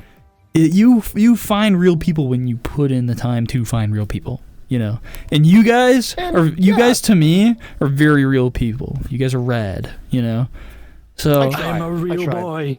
Exactly. Even though one of your legs is wooden. No, kidding. You're so right. But no, Bandit's one of the few that, everybody has judge points, I don't like to go around and say, you can do this better, you can do that better. Because, if I do that, I expect that back. Whatever I do to someone, I expect them to know that whatever I do, they can do back to me with, no repercussions, like jokes and stuff like that. If I make a joke to somebody and they get offended, then I would hope they would let me know that they got offended. You know what I mean? Yeah. What did you just boot me with? Huh? Speak up. What'd you boot me with, Kyoto? What is that? What is it? Thanks for the tomatoes. You just sent me tomatoes. Anyway. To my fiancé heckling with a toothpick. That's true. That's how mute people can heckle. They can just throw emojis at you. Yeah. And give you phantom. Be careful, it might trigger somebody's phantom sense. Yeah. Or allergic reactions. But yeah, I full-heartedly believe that it is possible, and it also depends 100% on your personality. If you go around like a wet mop, and you don't know how to talk to people, and you have the personality of a dead housefly, then yeah, you're not going to meet people that are pretty fun, because you attract what you are. People a lot like to say opposites attract, but that doesn't necessarily apply to everything in somebody's life. If you go to a bar and you're really sad, you might get somebody that will come up to you and want to support you and be like, hey, I'm here for you. What's wrong? Talk to me. Something like that, But if you want to have a long-term friend or somebody you can actually get along with where you don't have to hide who you really are, which a lot of people do in VRChat, surprisingly.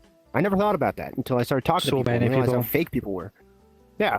And so my experience with meeting people in real life is pretty difficult because I don't do anything public. I barely go to cons, and when I do, it was around a specific friend group twice, and I don't talk to those people anymore. And so VRChat's pretty much my only social factor right now for meeting people that I could potentially hang out with in real life, which I have met up with a couple of people I've met, which is, it's been pretty fun. But I just feel like a lot of the time, if people were happier and thankful for what they had, which is a big part of my life, I was taught from early on that if you're not content with what you have in your life, even if your life sucks, and I understand some people have a really, really rough life or just rough times in their life. If you can smile through that and keep on going, you will find people that will make your day even brighter. And so that's what I try to stick to. No matter what's going on in my life, no matter what's, hitting me in the knees and knocking me over, I still try to get up and laugh with my friends. Because nobody wants to have that person around them that's always like, hey man, how you doing? My dog died. And then everybody's like, well, I just sobered up real quick. Nobody wants that. The weed just wore off immediately. Nobody wants that kind of a person around. Now, it doesn't mean that they're not empathetic for you, but it also means that there's a time and a place. Which a lot of people don't understand. Boundaries. That's another thing he knows very much of, is boundaries on VRChat almost do not exist. I've seen I was talking about that earlier, and he wasn't even here for it. I know. I was in Furry Hideout with him a few days ago, and this, what were they, 14? Came up to you, and they're touching their face. And you're like, don't touch my face. And then they touched it again. And I was like, bro. And then you get blocked. Yeah. And it's not that I have phantom sense in my face. I just want to be able to see. Yeah. Not everybody just wants somebody coming up and getting in your face, even if it's a game. I want to say this. I have eyes for a reason. This is an aphorism that I love.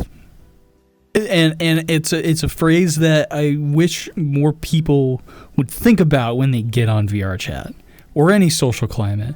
And it's very simple. You attract what you tolerate.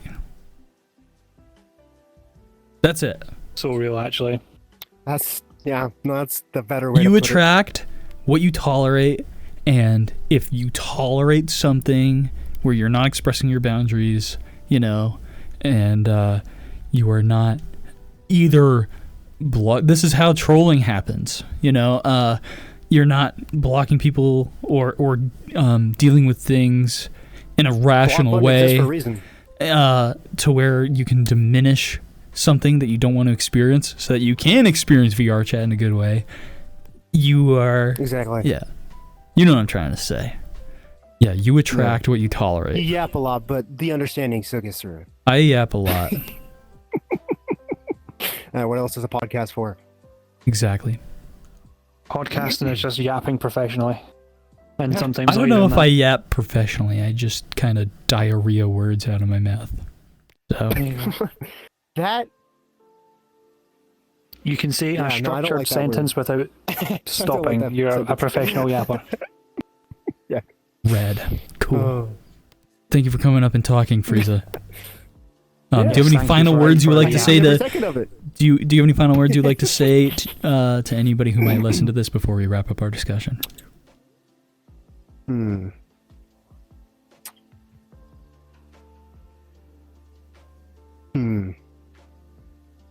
Time's up. Okay, bye.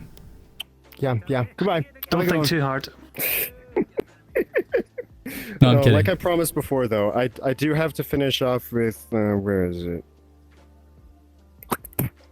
That's what you get for inviting me up here. That's what you invite me for getting me up here. That's what you get. Last time I was on stage was at my church when I was like 13.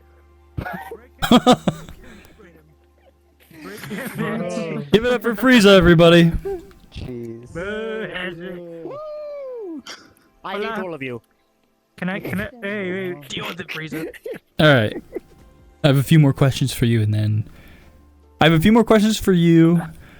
We can try and keep them quick, and then if anybody just has quick questions for you, we can do that as well if you want. I'll take a couple because I am... It is 6 in the morning for me. So I totally get what's it. Up, it's 1 in the morning. You seem very eager. What's up? Yeah. Okay. Bacon or sausage? Great question. Depends what kind of sausage, to be fair. Like if it's like a smoked sausage, then absolutely. Like a smoked like Polish sausage. Put that in your gumbo. Phenomenal. You know? Mm-hmm. Okay, another question. Pancakes or waffles? Neither. I think they're both shite. I'd rather take a fried egg. Okay, I have a couple more questions You for can you. vouch. Like I didn't like either of them. Yeah. I'm a very savory I have guy. a couple. I have a couple more. Just a couple, and then we'll wrap this up. Cause yeah, no, I gotta work tomorrow too. So yeah. Oh wait, here, yeah, I'll stand back up. I'll stop being a fat fucking chud, and I'll stand up. Such a fat fucking chud. I know. Letting the one-legged guy stand by himself. How do you think VRChat has shaped you as a person? I think it's definitely opened my mind a lot. To a lot of different concepts and personalities that people have. I've definitely become a lot more tolerant as well. You did not want to know me during my Overwatch stage during lockdown. My block list is massive. I lost friends over Overwatch. Yeah, me too. I didn't even play the game. And it makes me feel like I've grown to be the best I can. Hell yeah. Instead of being like caged to have to be molded by just a singular friend group, you're open to the whole universe essentially. So you have like people from every corner of the globe that can like really open your mind to what it's like to live and be someone else. Mm-hmm. Mm-hmm. So I think it's good to have your mind be not so enclosed in just a single group of people, because you will end up just parroting off each other, and that's just a cycle that's doomed to fail eventually.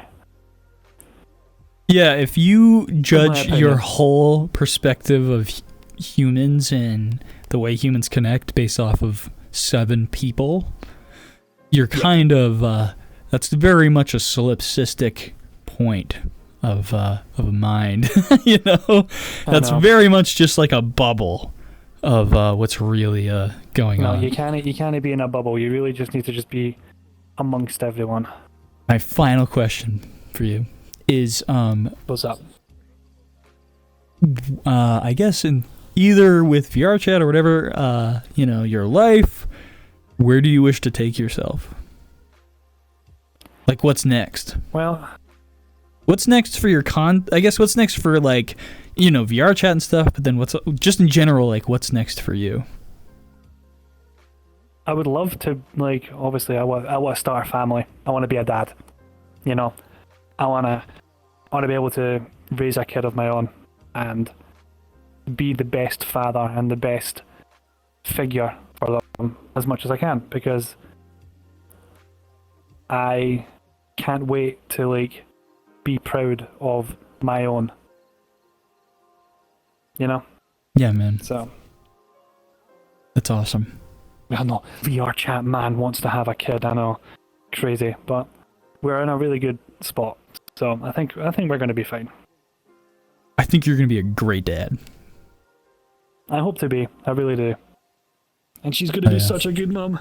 Yes, absolutely. No, everybody on Twitch and whoever's watching this. And for the people, Kyoto just went. Random audience member. I am pointing to my fiance.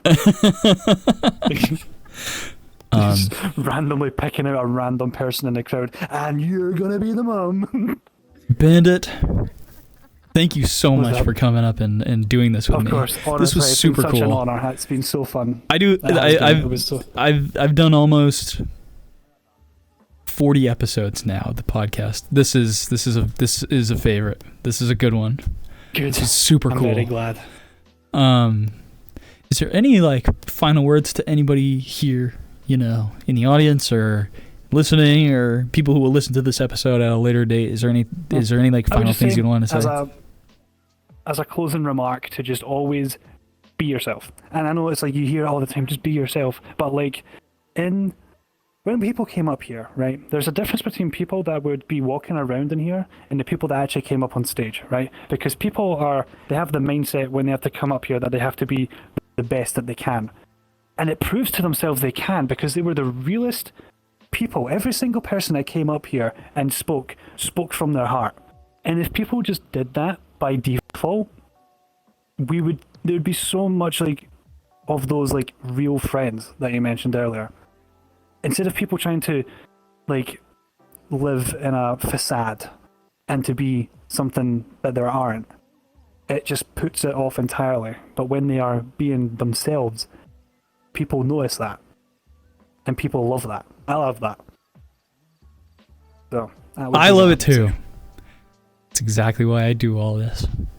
That's awesome. Yeah. In my brain, you're saying all that, and I'm, like, doing, like, cartwheels out of, like, agreement. So.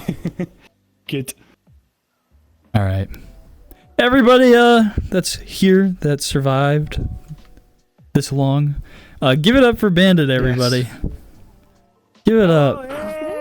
Cheers. Thank you very much. Can I do After party at my house. After party at my place. The after party will be in my kitchen where I'm going to be making scran. Hell yeah. All right, that's it for Practically a Podcast. I am a space guy on the internet that talks to people in VRChat. And that's it. That's all I have to say. Okay, bye. GG, go next.